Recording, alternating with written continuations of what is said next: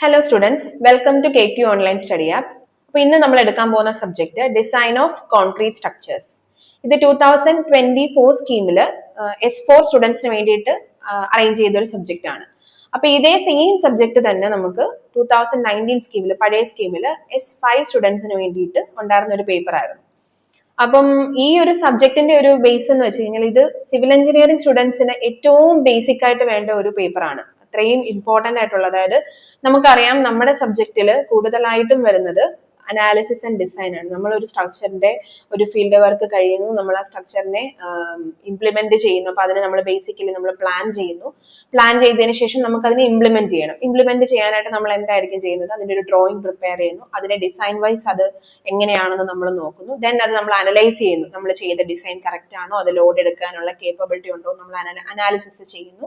Then നമ്മൾ അത് നമ്മുടെ ഫീൽഡിൽ അത് ഇംപ്ലിമെന്റ് ചെയ്യുന്നു. പിന്നെ നമ്മൾ അത് മെയിൻറ്റെയിൻ ചെയ്യുന്നു, മോണിറ്റർ ചെയ്യുന്നു. അങ്ങനെ ആയിരിക്കും നമ്മളുടെ ഒരു സിവിൽ എഞ്ചിനീയറിംഗ് ആസ്പെക്റ്റിൽ കാര്യങ്ങൾ പോകുന്നത്. അപ്പൊ ഇതിൽ തന്നെ നമുക്ക് ഈ പേരിൽ തന്നെ മനസ്സിലാവും നമ്മളുടെ കൂടുതൽ സ്ട്രക്ചേഴ്സും കോൺക്രീറ്റ് സ്ട്രക്ചേഴ്സ് ആണ് നമ്മൾ യൂസ് ചെയ്യുന്നത്, അല്ലെ? ഇന്നത്തെ കാലത്ത് കൂടുതലായിട്ട് നമ്മൾ ഡിപ്പെൻഡ് ചെയ്യുന്നത് കോൺക്രീറ്റ് ആണ്. നമുക്ക് ഈസിലി അവൈലബിൾ, നമുക്ക് നോക്കുമ്പോൾ ഈസിലി അവൈലബിൾ ആയിട്ടുള്ളതും, അതുപോലെ നമുക്ക് സ്ട്രെങ്ത് വൈസ് നോക്കുമ്പോഴും, അതേപോലെ അതിന്റെ ഇയർ വൈസ്, അതായത് അതിന്റെ ഏജിങ് കൂടെ നോക്കുമ്പോഴും ഇത് കുറച്ചുകൂടെ നമുക്ക് മെയിൻറ്റെയിൻ ചെയ്ത് നമുക്ക് പോകാൻ പറ്റുന്ന ഒരു മെറ്റീരിയൽ. അതുകൊണ്ട് കോൺക്രീറ്റ് മെറ്റീരിയൽസ് തന്നെയാണ് നമ്മുടെ കൺസ്ട്രക്ഷൻ ഫീൽഡിൽ നമ്മൾ കൂടുതലും പ്രിഫർ ചെയ്യുന്നത്. അപ്പൊ ഈ കോൺക്രീറ്റ് സ്ട്രക്ചേഴ്സിന്റെ ഡിസൈൻ ആണ് നമ്മളിവിടെ മെയിൻ ആയിട്ട് നോക്കുന്നത്. അപ്പൊ മറ്റ് പല അധികം മെറ്റീരിയൽസിന്റെ ഡിസൈൻ, അപ്പൊ കോൺക്രീറ്റ് സ്ട്രക്ചേഴ്സിന്റെ ഡിസൈൻ ആണിത്. അതേപോലെ ഇപ്പൊ ടിമ്പറിന് വേറൊരു ഡിസൈൻ ഫീൽഡ് ഉണ്ട്, സ്റ്റീലിന് വേറൊരു ഡിസൈൻ ഫീൽഡ് ഉണ്ട്. അങ്ങനെ പല മെറ്റീരിയൽസിനും പല ഡിസൈൻ ആണ്. അപ്പൊ നമ്മൾ ഈ ഒരു കോൺക്രീറ്റ് സ്ട്രക്ചേഴ്സിന് വേണ്ടിയിട്ട് യൂസ് ചെയ്യുന്നത്, നമുക്കൊരു, ഞാൻ നേരത്തെ നമ്മുടെ ഒരു ബേസിക് സിവിൽ എഞ്ചിനീയറിംഗ് എന്ന് പറഞ്ഞൊരു സബ്ജക്റ്റിനകത്ത് നമ്മൾ പറഞ്ഞിട്ടുണ്ട്, എല്ലാ ഡിസൈൻ ആസ്പെക്റ്റും നമുക്ക് നമ്മുടെ ഒരു സ്വന്തം രീതിക്ക് ചെയ്യാൻ പറ്റും. നമ്മളൊരു കോഡൽ പ്രൊവിഷൻ വെച്ചിട്ടായിരിക്കും നമ്മൾ അതിനെ അനാലിസിസ് അല്ലെങ്കിൽ നമ്മൾ അതിനെ ഇംപ്ലിമെന്റ് ചെയ്തെടുക്കേണ്ടത്. ഓക്കെ, അപ്പൊ നമുക്കതൊരു കോഡ് ഉണ്ടാവും. അപ്പം അതിന് നമ്മൾ യൂസ് ചെയ്യുന്ന കോഡാണ് IS കോഡ് അല്ലെങ്കിൽ ഇന്ത്യൻ സ്റ്റാൻഡേർഡ് കോഡ് എന്ന് പറയും. അപ്പൊ നമ്മുടെ ഇന്ത്യയിൽ നമ്മൾ യൂസ് ചെയ്യുന്ന കോഡാണ് ഇന്ത്യൻ സ്റ്റാൻഡേർഡ് കോഡ്, അതായത് IS കോഡ്. ആ IS കോഡിന്റെ ഹെൽപ്പോട് കൂടി ആയിരിക്കും നമ്മൾ ഡിസൈൻ ചെയ്യുന്നത്. അത് ഫോർ ഈ IS കോഡ് തന്നെ നമ്മുടെ കോൺക്രീറ്റ് സ്ട്രക്ചേഴ്സിന് വേണ്ടി നമ്മൾ യൂസ് ചെയ്യുന്ന IS കോഡ് IS 456/2000. അതാണ് നമ്മുടെ ലേറ്റസ്റ്റ് ആയിട്ട് നമ്മൾ ഇംപ്ലിമെന്റ് ചെയ്യുന്ന കോഡ്. ഇതിനെ ഈ ഒരു കോഡിന്റെ ഹെൽപ്പോട് കൂടിയിട്ടായിരിക്കും നമ്മൾ ബേസിക്കലി ഈ ഒരു സബ്ജക്ട് തന്നെ നമ്മൾ പഠിക്കുന്നത്. ഓക്കെ, അപ്പൊ കോൺക്രീറ്റ് സ്ട്രക്ചേഴ്സ് എന്ന് പറയുമ്പോൾ ഇതിനകത്ത് എല്ലാ മെമ്പേഴ്സും, എല്ലാ സ്ട്രക്ചറൽ മെമ്പേഴ്സും ഉണ്ട്. ആ സ്ട്രക്ചറൽ മെമ്പേഴ്സിന്റെ എല്ലാ ഡിസൈൻ, ഇപ്പം നമുക്കറിയാം ബീമിന്റെ ഡിസൈൻ ആയിരിക്കത്തില്ല കോളം, കോളത്തിന്റെ ഡിസൈൻ ആയിരിക്കത്തില്ല ഫൗണ്ടേഷൻ. അപ്പൊ ഫൗണ്ടേഷൻ നമുക്ക് താഴേന്ന് പോകുന്ന ഒരു സ്ട്രക്ചറിൽ ഇപ്പൊ നമ്മൾ നോക്കിക്കഴിഞ്ഞു കഴിഞ്ഞാൽ അതിന്റെ ഫൗണ്ടേഷൻ ഉണ്ടാവും നമുക്ക്, അല്ലെ? അപ്പൊ നമുക്ക് ആദ്യം ബേസിക്കലി ഇപ്പൊ അതിനൊരു ഫൗണ്ടേഷൻ ഉണ്ടാകും. ഫൗണ്ടേഷൻ അവിടുന്ന് നമ്മളൊരു കോളം കാണും. കോളം കഴിയുമ്പോഴത്തേക്കും നമുക്ക് എന്തായിരിക്കും? അതിന്റെ ബിൽഡിംഗ് വർക്ക് വരും.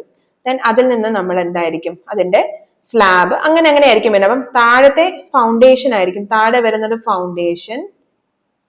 ദെൻ മുകളിലോട്ട് വരുമ്പോഴത്തേക്കും കോളംസ് ഉണ്ടാകും. പിന്നെ അതേപോലെ മുകളിലോട്ട് ഇതിന്റെ സ്ലാബ് ഉണ്ടാകും. ഇങ്ങനെ പല രീതിയിലായിരിക്കും നമുക്ക് പോകുന്നത്. അപ്പം ഫൗണ്ടേഷൻ ഡിസൈൻ ആയിരിക്കത്തില്ല കോളം, കോളത്തിൻ്റെതായിരിക്കത്തില്ല സ്ലാബ്, സ്ലാബിൻ്റെതായിരിക്കത്തില്ല ബീം. അപ്പം ഓരോന്നിനും നമുക്ക് ഓരോ ഡിഫറൻസ് ഉണ്ട്. അപ്പം എല്ലാം എങ്ങനെയായിരിക്കും, ഓരോ സ്ട്രക്ചറൽ മെമ്പേഴ്സിന്റെയും ഡിസൈൻ എങ്ങനെയായിരിക്കും എന്നുള്ളതാണ് നമ്മൾ ഓരോ മോഡ്യൂളിലും നോക്കാൻ പോകുന്നത്. ഓക്കെ, അപ്പൊ ഇതിന്റെ സബ്ജക്ട് കോഡ് എന്ന് പറഞ്ഞു കഴിഞ്ഞാൽ PCCET 402 ആണ്. സെമസ്റ്റർ 4 സ്റ്റുഡൻസിന് വേണ്ടിയിട്ടാണ് ഈ ഒരു സബ്ജക്ട് വന്നേക്കുന്നത്. അപ്പൊ ഈ ഒരു ഡിസൈൻ ആസ്പെക്റ്റിൽ തന്നെ, അപ്പം ഇത് നമുക്ക് വളരെയധികം ബേസിക്, അതായത് ഇമ്പോർട്ടന്റ് ആയിട്ടുള്ള സബ്ജക്റ്റ് എന്ന് പറയാൻ റീസൺ, ഈ ഡിസൈൻ ഓഫ് കോൺക്രീറ്റ് സ്ട്രക്ചേഴ്സ് നമ്മളിപ്പോൾ പഠിക്കുന്നു. ഇനി നിങ്ങളുടെ ഹയർ സെമസ്റ്ററിലേക്ക് വരുമ്പോൾ നമുക്ക് മറ്റൊരു സബ്ജക്റ്റ് ഉണ്ട്, ഡിസൈൻ ഓഫ് സ്റ്റീൽ സ്ട്രക്ചേഴ്സ്. അപ്പം സ്റ്റീലും കോൺക്രീറ്റും നമുക്ക് അറിയാം, രണ്ടും നമ്മൾ കൺസ്ട്രക്ഷൻ ഫീൽഡിൽ വളരെ ഇമ്പോർട്ടന്റ് ആയിട്ട് യൂസ് ചെയ്യുന്ന ഒന്നാണ്. അപ്പൊ ഈ ഒരു കോൺക്രീറ്റ് സ്ട്രക്ചേഴ്സ് എന്നുള്ള ഒരു പേപ്പർ നമുക്ക് ഒരു ബേസിക് ആയിട്ട് കിട്ടിയാൽ മാത്രമേ സ്റ്റീൽ സ്ട്രക്ചേഴ്സ് കുറച്ചും കൂടെ ഡിഫിക്കൽട്ട് ആയിരിക്കും. അപ്പൊ ആ പേപ്പറിലേക്കുള്ളൊരു ബേസ് ആണ് ശരിക്കും പറഞ്ഞാൽ കോൺക്രീറ്റ് സ്ട്രക്ചേഴ്സിന്റെ ഡിസൈൻ. അപ്പൊ നമുക്ക് ബേസ് ആയിട്ട് നമ്മൾ ഡിസൈൻ ചെയ്ത് പഠിക്കുന്ന ഈ ഒരു പേപ്പർ വഴിയായിരിക്കും. അതുകൊണ്ട് തന്നെ ഇത് വളരെയധികം ഇമ്പോർട്ടന്റ് ആയിട്ടുള്ള ഒരു പേപ്പറാണ് ഫോർ സിവിൽ എഞ്ചിനീയറിംഗ് സ്റ്റുഡൻസ്. അപ്പൊ ഈ ഒരു സബ്ജക്റ്റിലേക്ക് നമുക്ക് എന്തൊക്കെയാണ് ഇതിനകത്ത് വരുന്ന ഓരോ മോഡ്യൂൾസിലും നമ്മൾ ഹാൻഡിൽ ചെയ്യുന്നതെന്നുള്ളതൊന്ന് നോക്കാം. ഫസ്റ്റ് സിലബസ് മോഡ്യൂൾ 1-നകത്ത് നമുക്ക് വരുന്നത് മെയിൻ ആയിട്ടും നമ്മുടെ ഈ ഒരു കൺസ്ട്രക്ഷൻ ഫീൽഡിൽ നമ്മൾ യൂസ് ചെയ്യുന്ന രണ്ട് മെറ്റീരിയൽസ് ആണ് കോൺക്രീറ്റ് ആൻഡ് സ്റ്റീൽ എന്ന് പറയുന്നത്. ഓക്കെ, കോൺക്രീറ്റും സ്റ്റീലും ആയിരിക്കും നമ്മൾ ഇതിനകത്ത് കൂടുതലായിട്ടും ഇംപ്ലിമെന്റ് ചെയ്യുന്നത്. കോൺക്രീറ്റും സ്റ്റീലും ഇൻകോർപ്പറേറ്റ് ചെയ്തുകൊണ്ടുള്ള ഒരു ഡിസൈൻ ആയിരിക്കും. അപ്പൊ നമുക്കറിയാം, നമ്മൾ പ്രീവിയസ് ക്ലാസ്സുകളിൽ പറഞ്ഞിട്ടുണ്ട്, കോൺക്രീറ്റും സ്റ്റീലും എന്ന് പറഞ്ഞു കഴിഞ്ഞാൽ രണ്ടും കൂടെ വരുമ്പോൾ നമുക്ക് അവിടെ വരുന്ന കോൺക്രീറ്റ്, അതായത് നമ്മൾ ഒന്നെങ്കിൽ നമുക്ക് പ്ലെയിൻ ആയിട്ടുള്ള കോൺക്രീറ്റ് കൺസ്ട്രക്ട് ചെയ്തെടുക്കാം. ഓക്കെ, അതർവൈസ് നമുക്ക് അതിനെ പിന്നീട് റീഇൻഫോഴ്സിങ് മെറ്റീരിയൽസ് ചേർത്തുകൊണ്ട് നമുക്ക് മറ്റൊരു കോൺക്രീറ്റ് മെറ്റീരിയൽ ആയിട്ട് അതിനെ എടുക്കാം. പ്ലെയിൻ ആയിട്ട് നമ്മൾ ഉണ്ടാക്കുന്ന കോൺക്രീറ്റിനെ നമ്മൾ PCC അല്ലെങ്കിൽ പ്ലെയിൻ സിമെന്റ് കോൺക്രീറ്റ് എന്ന് വിളിക്കുന്നു. റീഇൻഫോഴ്സിങ് മെറ്റീരിയൽസ്, അത് എന്ത് തരത്തിലുള്ള റീഇൻഫോഴ്സിങ് മെറ്റീരിയലും നമുക്ക് ആഡ് ചെയ്യാം. ബട്ട് നമ്മൾ നൗഡേയ്സ് കൂടുതലായിട്ടും മോസ്റ്റ് പ്രോബബ്ലി യൂസ് ചെയ്യുന്ന മെറ്റീരിയൽ എന്ന് വെച്ചാൽ സ്റ്റീൽ ആണ് റീഇൻഫോഴ്സിങ് മെറ്റീരിയൽ ആയിട്ട് യൂസ് ചെയ്യുന്നത്. കാരണം സ്റ്റീൽ ഒരു ഡക്റ്റൈൽ മെറ്റീരിയൽ ആണ്. അപ്പൊ അതുകൊണ്ട് പിന്നെ കോൺക്രീറ്റ് വേണ്ടി നല്ലൊരു ബോണ്ടിങ് തരുന്നത് സ്റ്റീലാണ്. അപ്പൊ ഈ സ്റ്റീലും കൂടെ നമ്മൾ ഇൻകോർപ്പറേറ്റ് ചെയ്തുകൊണ്ട് നമ്മളൊരു കോൺക്രീറ്റ് ഉണ്ടാക്കി എടുക്കുന്നതിന് നമ്മൾ RCC അല്ലെങ്കിൽ റീഇൻഫോഴ്സ്ഡ് സിമെന്റ് കോൺക്രീറ്റ് എന്ന് പറയുന്നത്. അപ്പൊ ഈ PCC RCC ആയിട്ടുള്ള ഒരു കണക്ഷൻ, കോൺക്രീറ്റ് സ്റ്റീലും തമ്മിലുള്ള ബോണ്ടിങ്, അതിന്റെ പ്രോപ്പർട്ടീസ്, ഇങ്ങനെയുള്ള കാര്യങ്ങളായിരിക്കും നമ്മൾ എന്ത് ചെയ്യുന്നത് ഈ ഒരു ഫസ്റ്റ് മോഡ്യൂളിൽ ആദ്യം തന്നെ നോക്കുന്നത്, അതിന്റെ ഒരു ഇൻട്രൊഡക്ഷൻ പാർട്ടിൽ നമ്മൾ നോക്കുന്നത്. ഓക്കെ, പിന്നെ വരുന്നതിനകത്ത് philosophies of design by limit state method. അപ്പൊ നമുക്കറിയാം, ഒരു പാർട്ടിലോട്ട് നമ്മൾ പോകുമ്പോൾ, അല്ലെങ്കിൽ ഇവിടെ തന്നെ നമ്മൾ ഡിസൈൻ ആണ് നമ്മൾ നോക്കുന്നത്. ആ ഡിസൈനിലേക്ക് പോകുമ്പോൾ ഇപ്പൊ നമ്മൾ ഇംപ്ലിമെന്റ് ചെയ്യുന്ന ഒരു ഡിസൈൻ ഉണ്ടാകും. അതിലേക്ക് നമ്മൾ ഡയറക്ട്ലി പെട്ടെന്ന് അപ്രോച്ച് ചെയ്ത് വന്നതായിരിക്കത്തില്ല. പ്രീവിയസ്ലി നമ്മൾ ആദ്യം ഒരു സ്റ്റെപ്പ് ബൈ സ്റ്റെപ്പ് ആയിട്ട് ഓരോ മെത്തേഡ് നോക്കി, ദെൻ അതിന്റെ കുറച്ച് ലിമിറ്റേഷൻസ് വന്നപ്പോൾ നമ്മൾ പുതിയൊരു മെത്തേഡ് ഉണ്ടാക്കി, ദെൻ അതിൽ പിന്നെയും ഹയർ ഇത് വന്നപ്പോൾ ലിമിറ്റേഷൻസ് വരുന്നു, പിന്നെ നമ്മൾ അങ്ങനെ ഇംപ്ലിമെന്റ് ചെയ്ത് വന്നിട്ടാണ് നമ്മൾ ഇപ്പൊ കറന്റ്ലി യൂസ് ചെയ്യുന്ന ഒരു ഡിസൈൻ ഫിലോസഫിയിലേക്ക് എത്തിയത്. അപ്പം എന്താണ് ഡിസൈൻ ഫിലോസഫി? അല്ലെങ്കിൽ നമ്മൾ കുറച്ച് ബേസിക് അസംഷൻസും കുറച്ച് കൺസെപ്റ്റ് ഉപയോഗിച്ചിട്ടായിരിക്കും ഡിസൈൻ ഫിലോസഫി നമ്മൾ ഈ ഒരു ഡിസൈൻ ചെയ്തെടുക്കുന്നത്. അപ്പൊ അതിൽ തന്നെ നമുക്ക് ഏർലിയർ ടൈംസിൽ നമ്മൾ യൂസ് ചെയ്യുന്ന ഒരു ഡിസൈൻ ഉണ്ടായിരുന്നു. അതിൽ പിന്നെ നമുക്ക് ഭാവിയിൽ പിന്നെ വന്നപ്പോൾ ഫ്യൂച്ചർ ആസ്പെക്റ്റിൽ നോക്കി കഴിഞ്ഞപ്പോൾ കുറെ അധികം ലിമിറ്റേഷൻസ് വന്നു. അപ്പൊ നമ്മൾ ആ ഒരു മെത്തേഡിനെ ഒന്ന് ഇംപ്രൂവ് ചെയ്ത് നമ്മൾ അടുത്തൊരു മെത്തേഡ് ആക്കി. അങ്ങനെ ഒരു 3 ഡിസൈൻ ഫിലോസഫി മെത്തേഡ്സ് ഉണ്ട്. അപ്പൊ അതിൽ തന്നെ കറന്റ്ലി നമ്മൾ ഇപ്പൊ പ്രിഫർ ചെയ്യുന്ന മെത്തേഡാണ് ലിമിറ്റ് സ്റ്റേറ്റ് മെത്തേഡ്. അപ്പൊ എന്തായിരുന്നു ഏർലിയർ നമ്മൾ യൂസ് ചെയ്യുന്ന മെത്തേഡ്, ഇപ്പൊ കറന്റ്ലി പോകുന്ന മെത്തേഡ് ഏതാണ്, പിന്നെ വേറൊരു അഡ്വാൻസ്ഡ് മെത്തേഡും കൂടെ ഉണ്ട്. അപ്പം ഇതിലൊക്കെ നമ്മളൊന്ന് കമ്പയർ ചെയ്ത് നോക്കിയപ്പോൾ നമുക്ക് കുറച്ചും കൂടെ ഇംപ്ലിമെന്റ് ചെയ്തെടുക്കാൻ പറ്റുന്നതും നമുക്ക് റീസണബിളി നമുക്ക് ചെയ്യാൻ പറ്റുന്ന ഒരു മെത്തേഡാണ് ലിമിറ്റ് സ്റ്റേറ്റ് മെത്തേഡ്. അതിനെപ്പറ്റി കുറച്ച് ഡീറ്റെയിൽഡ് ആയിട്ട് നമുക്ക് ഈ ഒരു മോഡ്യൂളിൽ നോക്കാനുണ്ട്. പിന്നെ introduction to IS 456 2000 design provisions, അതായത് എന്താണ് കോഡ്, അല്ലെങ്കിൽ നമ്മൾ ഇവിടെ യൂസ് ചെയ്യുന്ന കോഡ് എന്ന് ഞാൻ പറഞ്ഞു, IS 456 2000 ആണ് ഫോർ കോൺക്രീറ്റ് സ്ട്രക്ചേഴ്സിന് വേണ്ടി നമ്മൾ യൂസ് ചെയ്യുന്നത്. അതിനകത്തെ കുറച്ച് ഡിസൈൻ പ്രൊവിഷൻസിനെ പറ്റി പറയുന്നുണ്ട്, എന്തൊക്കെയാണ്, എവിടൊക്കെയാണ്, എന്തൊക്കെയാണെന്നുള്ളത് പറയുന്നുണ്ട്. പിന്നെ നെക്സ്റ്റ് വരുന്നത് limit state of collapse in flexion, അതായത് മെയിൻ ആയിട്ടും നമുക്ക് കോൺക്രീറ്റ്, അപ്പൊ ഞാൻ നേരത്തെ പറഞ്ഞതുപോലെ കോൺക്രീറ്റ് ഒരു ബ്രിറ്റിൽ ആയിട്ടുള്ള മെറ്റീരിയൽ ആണ്. ഓക്കെ, അപ്പൊ കോൺക്രീറ്റ് നമ്മൾ യൂസ് ചെയ്യുമ്പോൾ കുറെ അധികം തരത്തിലുള്ള ലോഡുകൾ അല്ലെങ്കിൽ ഹെവി ലോഡ്സ് താങ്ങാനുള്ള ഒരു കേപ്പബിലിറ്റി കോൺക്രീറ്റിന് ഇല്ല. ബിക്കോസ് എന്താണ്, കോൺക്രീറ്റ് എന്ന് പറഞ്ഞു കഴിഞ്ഞാൽ ഒരു ബ്രിറ്റിൽ മെറ്റീരിയൽ ആണ്, പെട്ടെന്ന് പൊടിഞ്ഞു പോകുന്ന ഒരു മെറ്റീരിയൽ ആണ്. ബ്രിറ്റിൽ എന്ന് പറഞ്ഞാൽ നമുക്കറിയാലോ, പൊടിഞ്ഞു പോകുന്ന ഒരു മെറ്റീരിയൽ ആണ് കോൺക്രീറ്റ് എന്ന് പറയുന്നത്. അപ്പൊ അതുകൊണ്ട് തന്നെ നമുക്ക് കോൺക്രീറ്റിന് കുറെ അധികം, ഇപ്പൊ കോൺക്രീറ്റ് ബ്രിറ്റിൽ ആയി കഴിഞ്ഞാൽ പൊടിഞ്ഞു തുടങ്ങുമ്പോഴത്തേക്ക് അവിടെ എന്തായിരിക്കും സംഭവിക്കുന്നത്, ഫൈനലി നമുക്ക് ഈ ഒരു സ്ട്രക്ചർ കൊളാപ്സ് ആവുകയാണ് ചെയ്യുന്നത്.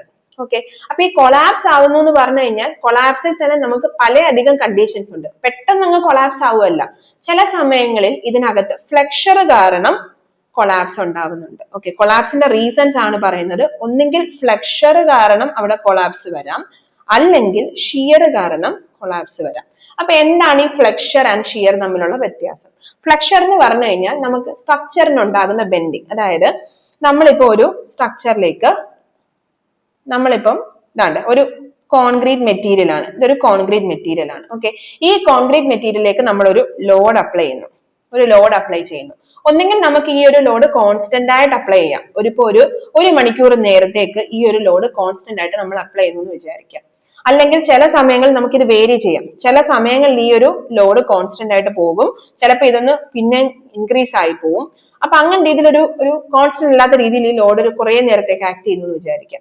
കുറെ നേരത്തേക്ക് ഈ ഒരു മെറ്റീരിയലിലേക്ക് ലോഡ് ആക്ട് ചെയ്യുമ്പോൾ അവിടെ സ്വാഭാവികമായിട്ട് ഇവിടെ ഒരു ബെൻഡിങ് വരും. ഈ സ്ട്രക്ചർ, ഈ ഒരു മെമ്പർ ഒന്ന് ബെൻഡ് ചെയ്യാനുള്ള ചാൻസ് ഉണ്ട്. ഓക്കെ, അപ്പം ബെൻഡ് ചെയ്യുകയോ കർവ് ചെയ്യോ, അപ്പൊ അതായത് ഇങ്ങനെ ഇരിക്കുന്ന ഈ ഒരു മെറ്റീരിയലിനെ നമ്മളൊന്ന് വളഞ്ഞ് ഇങ്ങനെ ബെൻഡായി കാണപ്പെടും. ഓക്കെ, അങ്ങനെ ബെൻഡിങ്ങോ കർവിങ്ങോ വരുന്ന ഒരു റീസണിനെയാണ് നമ്മൾ എന്ത് പറയുന്നത്, ഫ്ലെക്ചർ എന്ന് പറയുന്നത്. ഓക്കെ, അപ്പം ഫ്ലെക്ചർ എന്ന് പറഞ്ഞു കഴിഞ്ഞാൽ ഒരു സ്ട്രക്ചർ ബെൻഡ് ആവുക എന്നുള്ളതാണ്. ബെൻഡിങ് കാരണം അവിടെ ഫൈനലി അവിടെ ഒരു കൊളാപ്സ് സംഭവിക്കും. ഓക്കെ, അതർവൈസ് നമുക്ക് പിന്നീട് കൊളാപ്സ് ഉണ്ടാവാനുള്ള ഒരു റീസൺ ആണ് ഷിയർ കാരണം. ഷിയർ എന്ന് വെച്ച് കഴിഞ്ഞാൽ അറ്റ് എ സെയിം ടൈമിൽ നമുക്കിപ്പോ അറിയാം നോർമലി രണ്ട് തരത്തിലുള്ള ഫോഴ്സസ് ആണ് വരുന്നത്. എന്തൊക്കെ ഫോഴ്സസ് ആണ് വരുന്നത്, compressive force and tensile force. അതായത് നമുക്കറിയാം കംപ്രസീവ് ഫോഴ്സ് എന്ന് വെച്ചാൽ കംപ്രഷൻ ഉണ്ടാവുക. നമ്മൾ രണ്ട് സ്ട്രക്ചറിനെ നമ്മൾ പുഷ് ചെയ്യുമ്പോൾ വരുന്ന ഫോഴ്സ് ആണ് അവിടെ കംപ്രഷൻ. നേരെ മറിച്ച് സ്ട്രക്ചറിനെ പുള്ളി ചെയ്യുമ്പോൾ അവിടെ ഉണ്ടാകുന്ന ഫോഴ്സ് ആണ് ടെൻഷൻ അല്ലെങ്കിൽ ടെൻസൈൽ ഫോഴ്സ് എന്ന് പറഞ്ഞാൽ. ഈ രണ്ട് ഫോഴ്സസും അറ്റ് എ ടൈമിൽ പെർപെൻഡിക്കുലർ ആക്ട് ചെയ്യുമ്പോഴത്തേക്ക് എന്തായിരിക്കും, സ്ട്രക്ചറിന് ഒരു സ്ലൈഡിങ് സംഭവിക്കും. ഇപ്പൊ ഈ ഒരു സ്ട്രക്ചർ ഇങ്ങനെ നിൽക്കുമ്പോൾ രണ്ട് ഫോഴ്സസും ആക്ട് ചെയ്യുമ്പോൾ നമുക്ക് ഒന്ന് മറ്റേതിൽ നിന്ന് തെന്നി മാറാനുള്ള ഒരു കേപ്പബിലിറ്റി വരും. ഷിയർ എന്ന് വെച്ചാൽ കീറുക അങ്ങനെ വരത്തില്ലേ, നമ്മളിപ്പം അതിനെ ടിയർ ചെയ്ത് മാറുക അങ്ങനെയൊക്കെ വരുന്ന ഒരു ആക്ഷൻ ആണ് ഷിയർ. അപ്പൊ ഈ ഷിയർ കാരണവും നമുക്ക് എന്ത് ചെയ്യാൻ പറ്റും, അവിടെ കൊളാപ്സ് ഉണ്ടാവും. അപ്പം ഈ ലിമിറ്റ് സ്റ്റേറ്റ് മെത്തേഡ് എന്നുള്ള മെത്തേഡാണ് നമ്മൾ ഇവിടെ ഈ ഒരു മോഡ്യൂളിലല്ല നമ്മളിപ്പോ പ്രിഫർ ചെയ്യുന്ന മെത്തേഡ് ഈ ഒരു ലിമിറ്റ് സ്റ്റേറ്റ് മെത്തേഡാണ്. ഈ limit state method of design തന്നെ നമ്മൾ കൊളാപ്സ് അഗൈൻസ്റ്റ് ഷിയറും കൊളാപ്സ് അഗൈൻസ്റ്റ് ഫ്ലെക്ചറും നമ്മൾ നോക്കുന്നുണ്ട്. ഓരോന്നിനും ഓരോ ഡിസൈൻ ക്രൈറ്റീരിയാസ് ആയിരിക്കും വരുന്നത്. ഫ്ലെക്ചറിന്റെ ഡിസൈൻ ആയിരിക്കത്തില്ല ഷിയറിന്റെ വരുന്നത്. അപ്പൊ ഓരോന്നും നമ്മൾ ആസ് പെർ ഈ ഒരു IS 456/2000 കോഡൽ പ്രൊവിഷൻസ് വെച്ചിട്ട് എന്തായിരിക്കും കൊളാപ്സ് അഗൈൻസ്റ്റ് ഈ ഒരു ഫ്ലെക്ചറിനുള്ള കൊളാപ്സ് എന്തായിരിക്കും, അതേപോലെ ഷിയറിന് അഗൈൻസ്റ്റ് ആയിട്ടുള്ള കൊളാപ്സ് നമ്മൾ അവോയ്ഡ് ചെയ്യാൻ വേണ്ടി യൂസ് ചെയ്യുന്ന limit state method of design എന്താണെന്നുള്ളതായിരിക്കും ഈ ഒരു മോഡ്യൂളിൽ പഠിക്കാൻ പോകുന്നത്. ഓക്കെ, അതിൽ തന്നെ നമുക്ക് രണ്ട് തരത്തിലുള്ള ബീംസ്, അതിൽ തന്നെ ബീംസ് ആണ് നമ്മൾ മോഡ്യൂൾ 1 കോൺസെൻട്രേറ്റ് ചെയ്യുന്നത്. ഓക്കെ, എന്ത് തരത്തിലുള്ള ബീംസ് ആണ്, നമുക്ക് നോർമലി രണ്ട് തരത്തിലുള്ള ബീംസ് ആണ് പറയുന്നത്. സിംഗ്ലി റീഇൻഫോഴ്സ്ഡ് റെക്ടാങ്കുലർ ബീമും ഡബ്ലി റീഇൻഫോഴ്സ്ഡ് റെക്ടാങ്കുലർ ബീമും. അങ്ങനെ രണ്ട് തരത്തിലുള്ള ബീംസ് ആണ് നമുക്ക് നോക്കാനുള്ളത്. സിംഗ്ലി റീഇൻഫോഴ്സ്ഡ് എന്ന് പറഞ്ഞു കഴിഞ്ഞാൽ ഒരു ഡയറക്ഷനിൽ മാത്രം റീഇൻഫോഴ്സ്മെന്റ് ആഡ് ചെയ്യുന്നതിനെ സിംഗ്ലി റീഇൻഫോഴ്സ്ഡ് എന്ന് പറയും. അതായത് ഇപ്പൊ നമുക്ക് ഇതിപ്പോ ഒരു ബീം ആണെന്നുണ്ടെങ്കിൽ, ഇപ്പൊ നമ്മൾ ഇതിനെ ഒരു ബീമായിട്ട് വിചാരിക്കാം. ഇത് ഒരു ബീമിന്റെ മുകളിലത്തെ പോർഷൻ നമ്മൾ കംപ്രഷൻ സോൺ ആയിട്ടായിരിക്കും എടുക്കുന്നത്, താഴത്തെ പോർഷൻ ടെൻഷൻ സോൺ ആയിട്ടായിരിക്കും എടുക്കുന്നത്. ഈ രണ്ട് ഡയറക്ഷനിലും റീഇൻഫോഴ്സ്മെന്റ് പ്ലേസ് ചെയ്യുകയാണെങ്കിൽ ഇതിനെ നമ്മൾ വിളിക്കുന്ന പേരാണ് ഡബ്ലി റീഇൻഫോഴ്സ്ഡ്. ഓക്കെ, ഇനിയും നേരെ മറിച്ച് ഈ ഒരു മുകളിലത്തെ പാർട്ടിൽ മാത്രമാണ് നമ്മൾ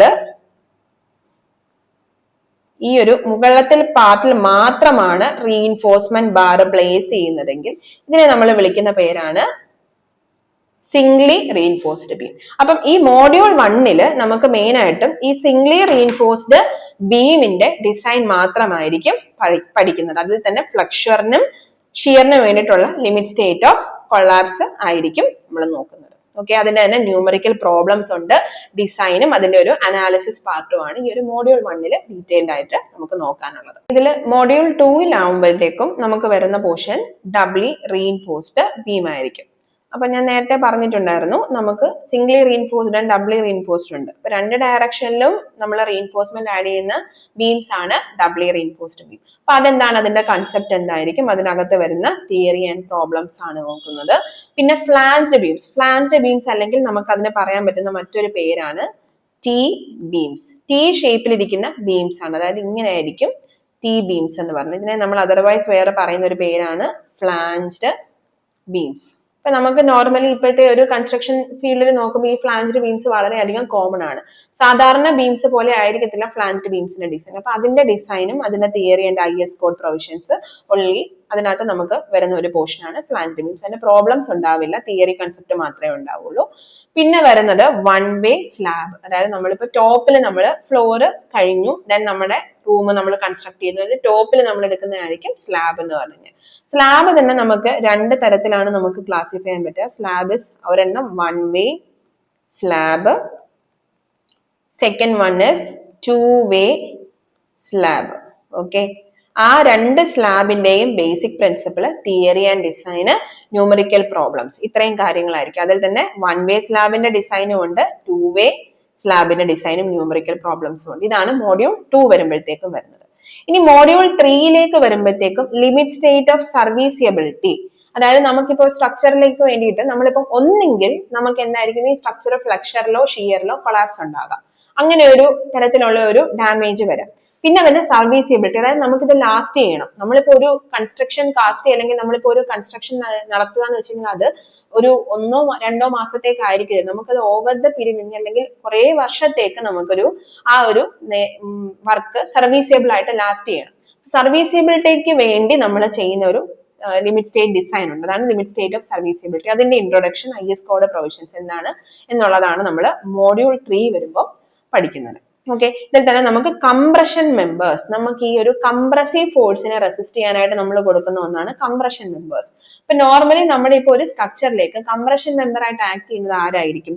കോളംസ് ആണ് അവിടുത്തെ കംപ്രഷൻ മെമ്പർ ആയിട്ട് ആക്ട് ചെയ്യുന്ന മെമ്പേഴ്സ്. അപ്പൊ ഈ കംപ്രഷൻ മെമ്പർ എന്ന് പറഞ്ഞു കഴിഞ്ഞാൽ കോളംസിന്റെ ഡെഫിനിഷന്, അതിന്റെ ക്ലാസിഫിക്കേഷൻസ്, അതിന്റെ guidelines, assumptions, mode of failure, എന്തൊക്കെ തരത്തിലുള്ള ഫെയിലിയേഴ്സ് ഈ കോളംസിന് ഉണ്ടാകാം, അങ്ങനെയുള്ള കാര്യങ്ങളാണ് നമ്മൾ മോഡ്യൂൾ 3 നോക്കുന്നത്. അതിൽ തന്നെ നമുക്ക് 2 തരത്തിൽ ഉള്ള കോളംസിന്റെ ഡിസൈൻ കൺസെപ്റ്റ് ഉണ്ട്. അതാണ് analysis of short axially loaded compression members. അതായത് ആക്സിയൽ ലോഡിൽ തന്നെ ഷോർട്ട് ആക്സിയൽ ലോഡഡും ഉണ്ട്, then design axial load with uniaxial bending, biaxial bending. അപ്പൊ 2 തരത്തിലുള്ള ആക്സിയലി ലോഡഡ് കോളംസ് ആണ് നമ്മൾ വരുന്നത്. ഒരെണ്ണം യൂണി ആക്സിയൽ, അതായത് 2 തരത്തിലുള്ള മൊമെന്റ് വരുന്നതിനെ നമ്മൾ ബയാക്സിയൽ എന്നും 1 തരത്തിലുള്ള മൊമെന്റ് വരുന്നതിനെ യൂണി ആക്സിയൽ എന്നും പറയുന്നു. അപ്പൊ ഇങ്ങനെ 2 മൊമെന്റ് വരുമ്പോൾ അവിടെ സ്ട്രക്ചറിൽ ഉണ്ടാകുന്ന ബെൻഡിങ്, അതിനെയാണ് നമ്മൾ നോക്കുന്നത്. അതാണ് യൂണി ആക്സിയൽ ബെൻഡിങ്ങും ബയാക്സിയൽ ബെൻഡിങ് ഫോർ കോളംസ് ആണ് നമ്മൾ ഇതിനകത്ത് വരുന്ന അടുത്തൊരു ഇമ്പോർട്ടന്റ് ആയിട്ട് വരുന്ന ഒരു ടോപ്പിക് മോഡ്യൂൾ 3. മോഡ്യൂൾ 4 നമ്മൾ കവർ ചെയ്ത് വരുമ്പോൾ ഫൗണ്ടേഷൻ, അതായത് നമ്മുടെ ബേസിക്, നമ്മുടെ ഒരു സ്ട്രക്ചറിലെ ഏറ്റവും നിലനിൽപ്പ് എന്ന് പറയുന്നത് ഫൗണ്ടേഷൻ ആണ്. അപ്പൊ ഫൗണ്ടേഷൻ സ്ട്രോങ് അല്ല എന്നുണ്ടെങ്കിൽ സ്ട്രക്ചർ പെട്ടെന്ന് തന്നെ വീണു പോകും. അപ്പൊ ഫൗണ്ടേഷൻ നമ്മളത് ശ്രദ്ധിക്കേണ്ട കാര്യമാണ്. നമ്മുടെ സോയിൽ നോക്കുക, സോയിലിനനുസരിച്ചായിരിക്കണം നമ്മൾ ഫൗണ്ടേഷൻ കാസ്റ്റ് ചെയ്യേണ്ടത്. അതിനുശേഷം ഫൗണ്ടേഷന് പ്രോപ്പർ ഡിസൈൻ കൊടുത്തില്ലെങ്കിൽ മുകളിൽ നിൽക്കുന്ന അത്രയും ലോഡ് ഈ ഒരു ഫൗണ്ടേഷന് റെസിസ്റ്റ് ചെയ്യാനായിട്ട് പറ്റത്തില്ല. അപ്പൊ അതുകൊണ്ട് ഫൗണ്ടേഷൻ വളരെ ഇമ്പോർട്ടന്റ് ആയിട്ടുള്ള ഒരു സെക്ഷൻ ആണ് മോഡ്യൂൾ 4 വരുന്നത് ഫൗണ്ടേഷൻ. അതിൽ തന്നെ നമുക്ക് 2 തരത്തിലുള്ള ഫൗണ്ടേഷൻസ് ആണ് വരുന്നത്. ഓക്കെ, അതിൽ എന്തൊക്കെയാണ് വരുന്നത്? Shallow foundation and deep foundation. അതായത് ഷാലോ ഫൗണ്ടേഷൻ എന്ന് പറഞ്ഞു കഴിഞ്ഞാൽ അധികം ഡെപ്ത് കൊടുക്കാതെ നമ്മൾ ചെയ്യുന്നത്, അതായത് ഒരു 1.5 മീറ്റർ ഡെപ്ത് വരെയൊക്കെ മതിയെങ്കിൽ, അതായത് നമ്മുടെ നോർമൽ ഗ്രൗണ്ട് ലെവലിൽ നിന്ന് 1.5 മീറ്റർ ഡെപ്ത് വരെയൊക്കെ നമ്മുടെ ഫൗണ്ടേഷൻ പോകുന്നുണ്ടെങ്കിൽ നമ്മൾ അവിടെ കൊടുക്കുന്നതാണ് ഷാലോ ഫൗണ്ടേഷൻ. അപ്പൊ അതായത് നമുക്ക് നമ്മുടെ അടിത്തറ അല്ലെങ്കിൽ നമ്മുടെ മണ്ണ് അത്യാവശ്യം സ്ട്രോങ് ആണെന്നുണ്ടെങ്കിൽ നമ്മൾ അവിടെ പ്രിഫർ ചെയ്യുന്നത് ഷാലോ ഫൗണ്ടേഷൻ ആയിരിക്കും. ചില കേസുകളിൽ ഇപ്പൊ നമ്മൾ കൂടുതലായിട്ടും നമുക്ക് അവൈലബിൾ ഓഫ് പ്രോപ്പർട്ടി നമുക്ക് അത്ര അവൈലബിൾ ആയിട്ട് കിട്ടുന്നൊന്നല്ല. അപ്പൊ നമ്മൾ അതിന് വേണ്ടിയിട്ട് കുറച്ച് ചതുപ്പായിട്ടുള്ള സ്ഥലങ്ങൾ ചൂസ് ചെയ്യാറുണ്ട്. പിന്നെ അതേപോലെ തന്നെ വാട്ടർ ടേബിൾ അടിയിൽ, അതായത് വെള്ളത്തിന്റെ പ്രസൻസ് ഉള്ള സ്ഥലങ്ങൾ, അല്ലെങ്കിൽ ഈ പറഞ്ഞ പോലെ ക്ലേയി സോയിൽ, അങ്ങനെയുള്ള പല ഡിഫിക്കൽട്ട് ആയിട്ടുള്ള സോയിൽ കണ്ടീഷനിലും നമ്മളിപ്പം കൺസ്ട്രക്ഷൻ പോസിബിൾ ആയിട്ട് ചെയ്യുന്നുണ്ട്. അത് എന്തുകൊണ്ടായിരിക്കും? സ്ട്രക്ചറിനെ നമ്മൾ ഈ ഒരു താഴത്തെ ഗ്രൗണ്ടിനെ ഒന്ന് ബലപ്പെടുത്തിയിട്ടായിരിക്കും നമ്മൾ അവിടെ ഫൗണ്ടേഷൻ കാസ്റ്റ് ചെയ്യുന്നത്. അപ്പൊ അതിന് വേണ്ടിയിട്ട് നമ്മൾ പ്രിഫർ ചെയ്യുന്ന ഫൗണ്ടേഷൻ ആണ് ഡീപ് ഫൗണ്ടേഷൻ. അതായത് 1.5 മീറ്റർ ഡെപ്തിന് താഴെ അല്ലെങ്കിൽ ഇതിനെക്കാട്ടിലും കൂടുതൽ ഡെപ്തിലേക്ക് നമ്മൾ ഫൗണ്ടേഷൻ കൊടുക്കണമെങ്കിൽ അവിടെ നമ്മൾ പ്രിഫർ ചെയ്യുന്നതാണ് ഡീപ് ഫൗണ്ടേഷൻ. അതിന് കുറെ 2 എക്സാമ്പിൾസ് ആണ് വരുന്നത്. പൈൽ ഫൗണ്ടേഷൻ ആണ് മെയിൻ ആയിട്ടും നമ്മൾ അവിടെ യൂസ് ചെയ്യുന്നുണ്ട്. ഷാലോ ഫൗണ്ടേഷൻ കുറെ അധികം ഫൗണ്ടേഷൻസ് ഉണ്ട്. അപ്പൊ സാധാ ഒരു കൺസ്ട്രക്ഷൻ നമ്മൾ എപ്പോഴും പ്രിഫർ ചെയ്യുന്ന ഷാലോ ഫൗണ്ടേഷൻ ആയിരിക്കും. അപ്പൊ അവിടെ എന്താണ് foundation? 2 type of foundation. Shallow foundation ഉണ്ട്. അതിൽ ഷാലോ ഫൗണ്ടേഷൻ ആണ് നമ്മൾ കൂടുതലായിട്ടും മോഡ്യൂൾ 4 പഠിക്കുന്നത്. ഇതിന്റെ അഡ്വാൻസ്ഡ് ഡിസൈൻ ഒക്കെ നിങ്ങൾക്ക് വരുന്ന ഹയർ സെമസ്റ്ററിലേക്കൊക്കെ നോക്കാനുണ്ടാവും, പഠിക്കാനായിട്ടുണ്ടാവും. ഇപ്പൊ നമുക്ക് ഷാലോ ഫൗണ്ടേഷൻ ഉണ്ട്. അതിൽ തന്നെ ഒരു ടൈപ്പ് ആണ് ഐസൊലേറ്റഡ് ഫൗണ്ടേഷൻ. അതിനകത്ത് തന്നെ വരുന്നത് design of square and rectangular ഫൗണ്ടേഷന്റെ ഡിസൈൻ മാത്രമേ നമുക്ക് ന്യൂമറിക്കൽ പ്രോബ്ലം ആയിട്ട് ഉള്ളൂ. ഇനിയും നിങ്ങൾക്ക് ഈ ഒരു 2024 സ്കീമിൽ അഡീഷണൽ ആയിട്ട് വന്നേക്കുന്ന ഒരു സെക്ഷൻ ആണ് modelling and design of A simple framed structure. അതായത് ഈ ഒരു 2019 സ്കീമിൽ 19 സ്കീമിനേക്കാൾ ഒരു അഡീഷണൽ ആയിട്ട് വന്നത്, ഇത് നമുക്കൊരു പ്രാക്ടിക്കൽ സെക്ഷൻ ആയിട്ടാണ് ഇത് വരുന്നത്. അതായത് ഇപ്പൊ ഈ പഠിച്ച ഇത്രയും ഡിസൈൻ ക്രൈറ്റീരിയാസ് ഇംപ്ലിമെന്റ് ചെയ്തുകൊണ്ട് നമ്മൾ എന്തായിരിക്കും ഒരു സിമ്പിൾ ഫ്രെയിംഡ് സ്ട്രക്ചർ, അതായത് ഇങ്ങനെ ഒരു സിമ്പിൾ ഫ്രെയിംഡ് സ്ട്രക്ചർ എന്ന് പറയുമ്പോൾ എന്തായിരിക്കും? ബീംസിനെയും കോളംസിനെയും അടുക്കി വെക്കുന്ന ഒന്നിനെയാണ് നമ്മൾ എന്ത് പറയുന്നത്? ഫ്രെയിംഡ് സ്ട്രക്ചേഴ്സ് എന്ന് പറയുന്നത്. അപ്പൊ ഇങ്ങനെയുള്ള ഫ്രെയിംഡ് സ്ട്രക്ചറിനെ ഒന്ന് മോഡൽ ചെയ്യാന്നുള്ളതാണ് ഈ ഒരു മോഡ്യൂളിനകത്ത് വരുന്നത്. Model and design of A simple framed structure in any structural analysis tool. അതായത് നമുക്ക് ഈ സ്ട്രക്ചറൽ അനാലിസിസ് ചെയ്യാൻ വേണ്ടിയിട്ട് അല്ലെങ്കിൽ ഈ മോഡലിംഗ് ചെയ്യാൻ വേണ്ടി നമുക്ക് പലയധികം ടൂൾസുകളുണ്ട്. ടാപ്സ് എന്ന് പറയുന്ന ഒരു സോഫ്റ്റ്വെയർ ഉണ്ട്, അതേപോലെ തന്നെ സ്റ്റാഡ് എന്ന് പറഞ്ഞ സോഫ്റ്റ്വെയർ, അങ്ങനെ കുറെ അധികം സോഫ്റ്റ്വെയർസ് നമുക്ക് ഈ മോഡലിംഗ് ടൂളായിട്ട് നമ്മൾ യൂസ് ചെയ്യുന്നുണ്ട്. അതിൽ ഏതെങ്കിലും സ്ട്രക്ചറൽ അനാലിസിസ് ടൂൾ വെച്ചിട്ട് നമ്മൾ എന്ത് ചെയ്യുക, ഒരു സിമ്പിൾ ഫ്രെയിംഡ് സ്ട്രക്ചറിനെ മോഡൽ ചെയ്യുകയും അതിന്റെ അനാലിസിസ് ചെയ്യുകയും ചെയ്യാന്നാണ് പറഞ്ഞിരിക്കുന്നത്. ഡിസൈൻ ചെയ്യുന്നത് സോഫ്റ്റ്വെയർ യൂസ് ചെയ്തിട്ട് ഡിസൈൻ ചെയ്യുക. പിന്നെ അതേപോലെ തന്നെ നമുക്ക് എന്തായിരിക്കും, double storage structure with 3 rooms in, അതായത് അതിന്റെ ഒരു കൺസിഡറേഷൻ പറയുന്നുണ്ട്. ഒരു ഡബിൾ സ്റ്റോറേജ് സ്ട്രക്ചർ ആയിരിക്കും, അതിനകത്ത് 3 റൂംസ് ഉണ്ട് ഈ ഗ്രൗണ്ട് ഫ്ലോറിലും ഫസ്റ്റ് ഫ്ലോറിലും. അപ്പൊ 2 നിലയായിട്ടാണ് ഉദ്ദേശിക്കുന്നത്, ground floor and first floor വരുന്ന ഒരു ഫ്രെയിംഡ് സ്ട്രക്ചർ, 3 റൂംസ് ഉള്ളത്. അതിനെ നമ്മളൊന്ന് മോഡൽ ചെയ്യാം. മോഡൽ ചെയ്യാനായിട്ട് നമ്മൾ ഓട്ടോക്യാഡ് യൂസ് ചെയ്യുന്നുണ്ട്, അതുപോലെ ഡിസൈൻ ചെയ്യാനായിട്ട് നമുക്ക് ടാപ്സും അതേപോലെ തന്നെ സ്റ്റാഡ് ഒക്കെ യൂസ് ചെയ്യാം. അപ്പൊ അതിൽ ഏതെങ്കിലും ഒരു സോഫ്റ്റ്വെയർ വെച്ചിട്ട് നമ്മളൊരു പ്രാക്ടിക്കൽ സെക്ഷനും കൂടെ ഈ ഒരു 2024 സ്കീമിൽ ഒരു അഡീഷൻ ആയിട്ട് കൊടുത്തിട്ടുണ്ട്. അപ്പൊ ഇത്രയും കാര്യങ്ങളാണ് ഒന്ന് ബ്രീഫ് ചെയ്ത് വരുമ്പോൾ ഇത്രയും 1 to മോഡ്യൂൾ 4 വരെ നമുക്ക് നോക്കാനുള്ളത്. ഇനി മോഡ്യൂൾ 1ന്റെ ഒരു ഡീറ്റെയിൽ ഇൻട്രൊഡക്ഷനിലേക്ക് നമുക്ക് പോകാം. സോ മോഡ്യൂൾ 1ലേക്ക് വരുമ്പോഴത്തേക്കും മെയിൻ ആയിട്ട് നമുക്ക് ഇതിനകത്ത് കോൺക്രീറ്റിന്റെയും സ്റ്റീലിന്റെയും ഒരു ഇൻട്രൊഡക്ടറി പാർട്ട് ഉണ്ടെന്ന് ഞാൻ പറഞ്ഞിരുന്നു. അപ്പൊ ആദ്യം തന്നെ നമുക്ക് ഈ കോൺക്രീറ്റ് എന്ന് പറഞ്ഞ മെറ്റീരിയൽ എന്താണ്, ഇത് നമ്മൾ ഓൾറെഡി നമ്മുടെ പ്രീവിയസ് ക്ലാസ്സസിലൊക്കെ അല്ലെങ്കിൽ സെമസ്റ്റേഴ്സിൽ നമ്മൾ നോക്കിയിട്ടുള്ളതാണ്, ബേസിക് സിവിൽ എഞ്ചിനീയറിംഗിലൊക്കെ. അപ്പൊ നിങ്ങൾ ഒന്ന് റിഫ്രഷ് ചെയ്യാൻ വേണ്ടിയിട്ട് ഞാൻ ജസ്റ്റ് ഒന്ന് പറയാണ്. കോൺക്രീറ്റ് എന്ന് പറഞ്ഞു കഴിഞ്ഞാൽ എന്താണ്, നമ്മൾ കുറെ അധികം കോമ്പോസിറ്റ് ആയിട്ടുള്ള മെറ്റീരിയൽസ് വെച്ചിട്ട് നമ്മൾ കൺസ്ട്രക്ട് ചെയ്യുന്ന ഒരു ആർട്ടിഫിഷ്യൽ ആയിട്ട് നമ്മൾ അല്ലെങ്കിൽ കൺസ്ട്രക്ട് ചെയ്തെടുക്കുന്ന അല്ലെങ്കിൽ കാസ്റ്റ് ചെയ്തെടുക്കുന്ന ഒരു മെറ്റീരിയൽ ആണ് കോൺക്രീറ്റ് എന്ന് പറയുന്നത്. നമുക്ക് നാച്ചുറലി നമുക്ക് അവൈലബിൾ ആയിട്ട് കിട്ടുന്ന ഒന്നല്ല. ഇതിൽ വരുന്ന മെറ്റീരിയൽസ് എന്തൊക്കെയാണ്, coarse aggregate, then fine aggregate, then cement, water. അപ്പൊ അതിൽ കോഴ്സ് അഗ്രിഗേറ്റ് എന്ന് പറഞ്ഞു കഴിഞ്ഞാൽ നമുക്ക് ആരൊക്കെ ആയിട്ട് വരും, ബ്രോക്കൺ സ്റ്റോൺ, ഗ്രാവൽ, അതൊക്കെ ആയിരിക്കും നമുക്ക് കോഴ്സ് അഗ്രിഗേറ്റ്. അതായത് നമുക്ക് വലിയ സൈസ് മെറ്റൽ, അത് നമുക്ക് 20 mm ആകാം, 15 mm ആകാം, അങ്ങനെ പല സൈസുകൾ, 45 mm ഉണ്ട്, അങ്ങനെ പലതരത്തിലുള്ള സൈസ് അവൈലബിലിറ്റി വരുന്ന ബ്രോക്കൺ സ്റ്റോണോ ഗ്രാവലോ ആണ് നമ്മൾ കോഴ്സ് അഗ്രിഗേറ്റ് ആയിട്ട് യൂസ് ചെയ്യുന്നത്. ഫൈൻ അഗ്രിഗേറ്റ് എന്ന് പറഞ്ഞു കഴിഞ്ഞാൽ നമ്മൾ സാൻഡ് ആയിരിക്കും. സാൻഡ് തന്നെ കുറെ അധികം സാൻഡ് ഉണ്ട്, പല ഗ്രേഡ്സ് ഓഫ് സാൻഡുകൾ ഉണ്ട്, അതിനെപ്പറ്റി നമ്മൾ കൂടുതലായിട്ട് നോക്കണ്ട. പിന്നെ വരുന്നത് സിമെന്റ് ആണ്, ദെൻ വരുന്നത് വാട്ടർ. ഈ 4 മെറ്റീരിയൽസിനെ ഒരു പ്രോപ്പർ എമൗണ്ടിൽ നമ്മൾ മിക്സ് ചെയ്തിട്ടായിരിക്കും കോൺക്രീറ്റ് എന്നത്. അപ്പൊ നമുക്കറിയാം ഇതെല്ലാം പലതായിട്ട് കിടക്കുന്ന മെറ്റീരിയലാണ്. കോഴ്സ് അഗ്രിഗേറ്റ് മെറ്റൽ ആണ്, ഫൈൻ അഗ്രിഗേറ്റ് സാൻഡ് ആണ്, ദെൻ സിമെന്റ് ഉണ്ട്. അപ്പൊ ഇതെല്ലാം കൂടെ കാസ്റ്റ് ചെയ്ത് കഴിയുമ്പോൾ ഈ സിമെന്റിന്റെയും ഈ എല്ലാ മെറ്റീരിയൽസിന്റെയും പലതരം പ്രോപ്പർട്ടീസ് കാരണം വൺസ് ഇത് നമ്മൾ കാസ്റ്റ് ചെയ്ത് കഴിയുമ്പോഴത്തേക്ക് ഇത് എന്തായിട്ട് മാറും, ഒരു ഹാർഡൻഡ് മാസിലേക്ക് നമുക്ക് ഇതിനെ കൺവേർട്ട് ചെയ്തെടുക്കാൻ പറ്റും. ഇത് കാസ്റ്റ് ചെയ്യുമ്പോൾ നമുക്കൊരു ഒരു ഹാർഡ് വിസ്കസ് ആയിട്ടുള്ള ഒരു മെറ്റീരിയൽ ആയിട്ടായിരിക്കും. ഇതൊന്ന് ഫ്രഷ് ആയിട്ടിരിക്കുന്ന ഫോമിലാകുമ്പോൾ, ഇത് നമ്മൾ ജസ്റ്റ് ഇത് കുഴച്ചെടുക്കുമ്പോൾ ഒരു ഫ്രഷ് സ്റ്റേജിൽ ഇരിക്കുമ്പോൾ ഇതിനെ നമുക്ക് ഏത് മോൾഡിലോട്ട് ഒഴിച്ചാലും ആ ഒരു മോൾഡിന്റെ ലെവലിലേക്ക് നമുക്ക് ഇതിനെ കാസ്റ്റ് ചെയ്ത് കൊണ്ടുവരാൻ പറ്റും. വൺസ് ഇത് കാസ്റ്റ് ചെയ്ത് ഒരു പെർട്ടിക്കുലർ ടൈം പീരീഡ് എത്തിക്കഴിയുമ്പോൾ ഇതൊരു ഹാർഡൻഡ് മാസ് ആവും. അപ്പോഴാണ് നമുക്കിത് കോൺക്രീറ്റിലേക്ക് മാറുന്നത്. ഓക്കെ, അപ്പൊ ഇതാണ് കോൺക്രീറ്റിനകത്ത് വരുന്ന മെറ്റീരിയൽസ് എന്ന് പറയുമ്പോൾ. അപ്പൊ ഇതിൽ തന്നെ ഞാൻ ആദ്യം ഇൻട്രൊഡക്ഷൻ പാർട്ടിൽ മോഡ്യൂൾ 1 ഡിസ്കസ് ചെയ്തപ്പോൾ പറഞ്ഞിരുന്നു, നമുക്ക് 2 തരത്തിലുള്ള കോൺക്രീറ്റ് ആണ് നമ്മൾ കാസ്റ്റ് ചെയ്ത് കൊണ്ടുവരുന്നത്. ഒരെണ്ണം PCC എന്ന് പറയും, രണ്ടാമത്തത് RCC. PCC എന്ന് പറഞ്ഞു കഴിഞ്ഞാൽ പേരിൽ തന്നെ ഉണ്ട്, പ്ലെയിൻ സിമെന്റ് കോൺക്രീറ്റ്. പ്ലെയിൻ ആയിട്ട് നമ്മൾ കാസ്റ്റ് ചെയ്യുന്നത്, അതായത് ഒൺലി നമുക്ക് ഈ ഒരു PCCക്കകത്ത് അവൈലബിൾ ആയിട്ടുള്ളത് ആരൊക്കെ ആയിരിക്കും, സിമെന്റ് ആകും, ഫൈൻ അഗ്രിഗേറ്റ് ഉണ്ടാകും, കോഴ്സ് അഗ്രിഗേറ്റ് ഉണ്ടാകും, സിമെന്റ്, വാട്ടർ. ഇത്രയും കാര്യങ്ങൾ വെച്ച് മാത്രം പ്ലെയിൻ ആയിട്ട് നമ്മൾ കൺസ്ട്രക്ട് ചെയ്യുന്നത്, കാസ്റ്റ് ചെയ്യുന്നതായിരിക്കും PCC എന്ന് പറഞ്ഞു കഴിഞ്ഞാൽ. അപ്പൊ PCC is a type of plain cement concrete which does not contain any reinforcing material. ഒരു തരത്തിലുള്ള റീഇൻഫോഴ്സ്മെന്റ്സ് നമ്മൾ ഇതിനകത്ത് ആഡ് ചെയ്തില്ല, ഒൺലി പ്ലെയിൻ ആയിട്ടുള്ള കോൺക്രീറ്റ് മെറ്റീരിയൽസ് മാത്രമേ ഉണ്ടാവുള്ളൂ. അപ്പൊ ഈ PCC നമുക്ക് എല്ലാ തരത്തിലുള്ള കൺസ്ട്രക്ഷനും നമുക്ക് പ്രിഫർ ചെയ്യാൻ പറ്റില്ല. കാരണം ഈ കോൺക്രീറ്റ് എന്ന് പറഞ്ഞു കഴിഞ്ഞാൽ എന്താണ് ഈ കോൺക്രീറ്റിന്റെ പ്രധാന ഒരു പ്രശ്നം, ഇതൊരു ബ്രിറ്റിൽ മെറ്റീരിയൽ ആണ്. ഒരുപാട് ഹെവി ലോഡ്സ് വരുമ്പോഴത്തേക്ക് ഇത് ബ്രിട്ടിൽ ആയി പോകുന്ന ഒരു മെറ്റീരിയൽ. അപ്പം അണ്ടർ ഹെവി ലോഡ്സിലേക്ക് നമുക്ക് ഒരിക്കലും PCC പ്രിഫർ ചെയ്യാൻ പറ്റത്തില്ല. അപ്പൊ അങ്ങനെ വരുമ്പോൾ എന്തെങ്കിലും തരത്തിലുള്ള ഒരു റീഇൻഫോഴ്സ്മെന്റ്സും കൂടെ ആഡ് ചെയ്താൽ മാത്രമേ അവിടെ നമുക്ക് ലോഡ്സിനെ റെസിസ്റ്റ് ചെയ്യാൻ പറ്റത്തുള്ളൂ. സോ ദാറ്റ്സ് വൈ നമ്മൾ ഒരുപാട് റിസർച്ച് ഒക്കെ നടത്തി എന്തായിരിക്കും, എന്ത് തരത്തിലുള്ള ഒരു മെറ്റീരിയൽ ആയിരിക്കും നമുക്ക് ഇത് ആഡ് ചെയ്യാൻ പറ്റുക എന്ന് നമ്മൾ ആലോചിച്ചു. അപ്പൊ അങ്ങനെ വരുമ്പോൾ ഈ ബ്രിട്ടിൽ മെറ്റീരിയലിനകത്തേക്ക് നമ്മളൊരു ഡക്റ്റൈൽ ആയിട്ട് പോകുന്ന ഒരു മെറ്റീരിയൽ. അപ്പൊ വെറുതെ ഡക്റ്റൈൽ മെറ്റീരിയൽസിന് പലതരത്തിലുള്ള തരത്തിലുള്ള ഡക്റ്റൈൽ മെറ്റീരിയൽസ് ഉണ്ട്.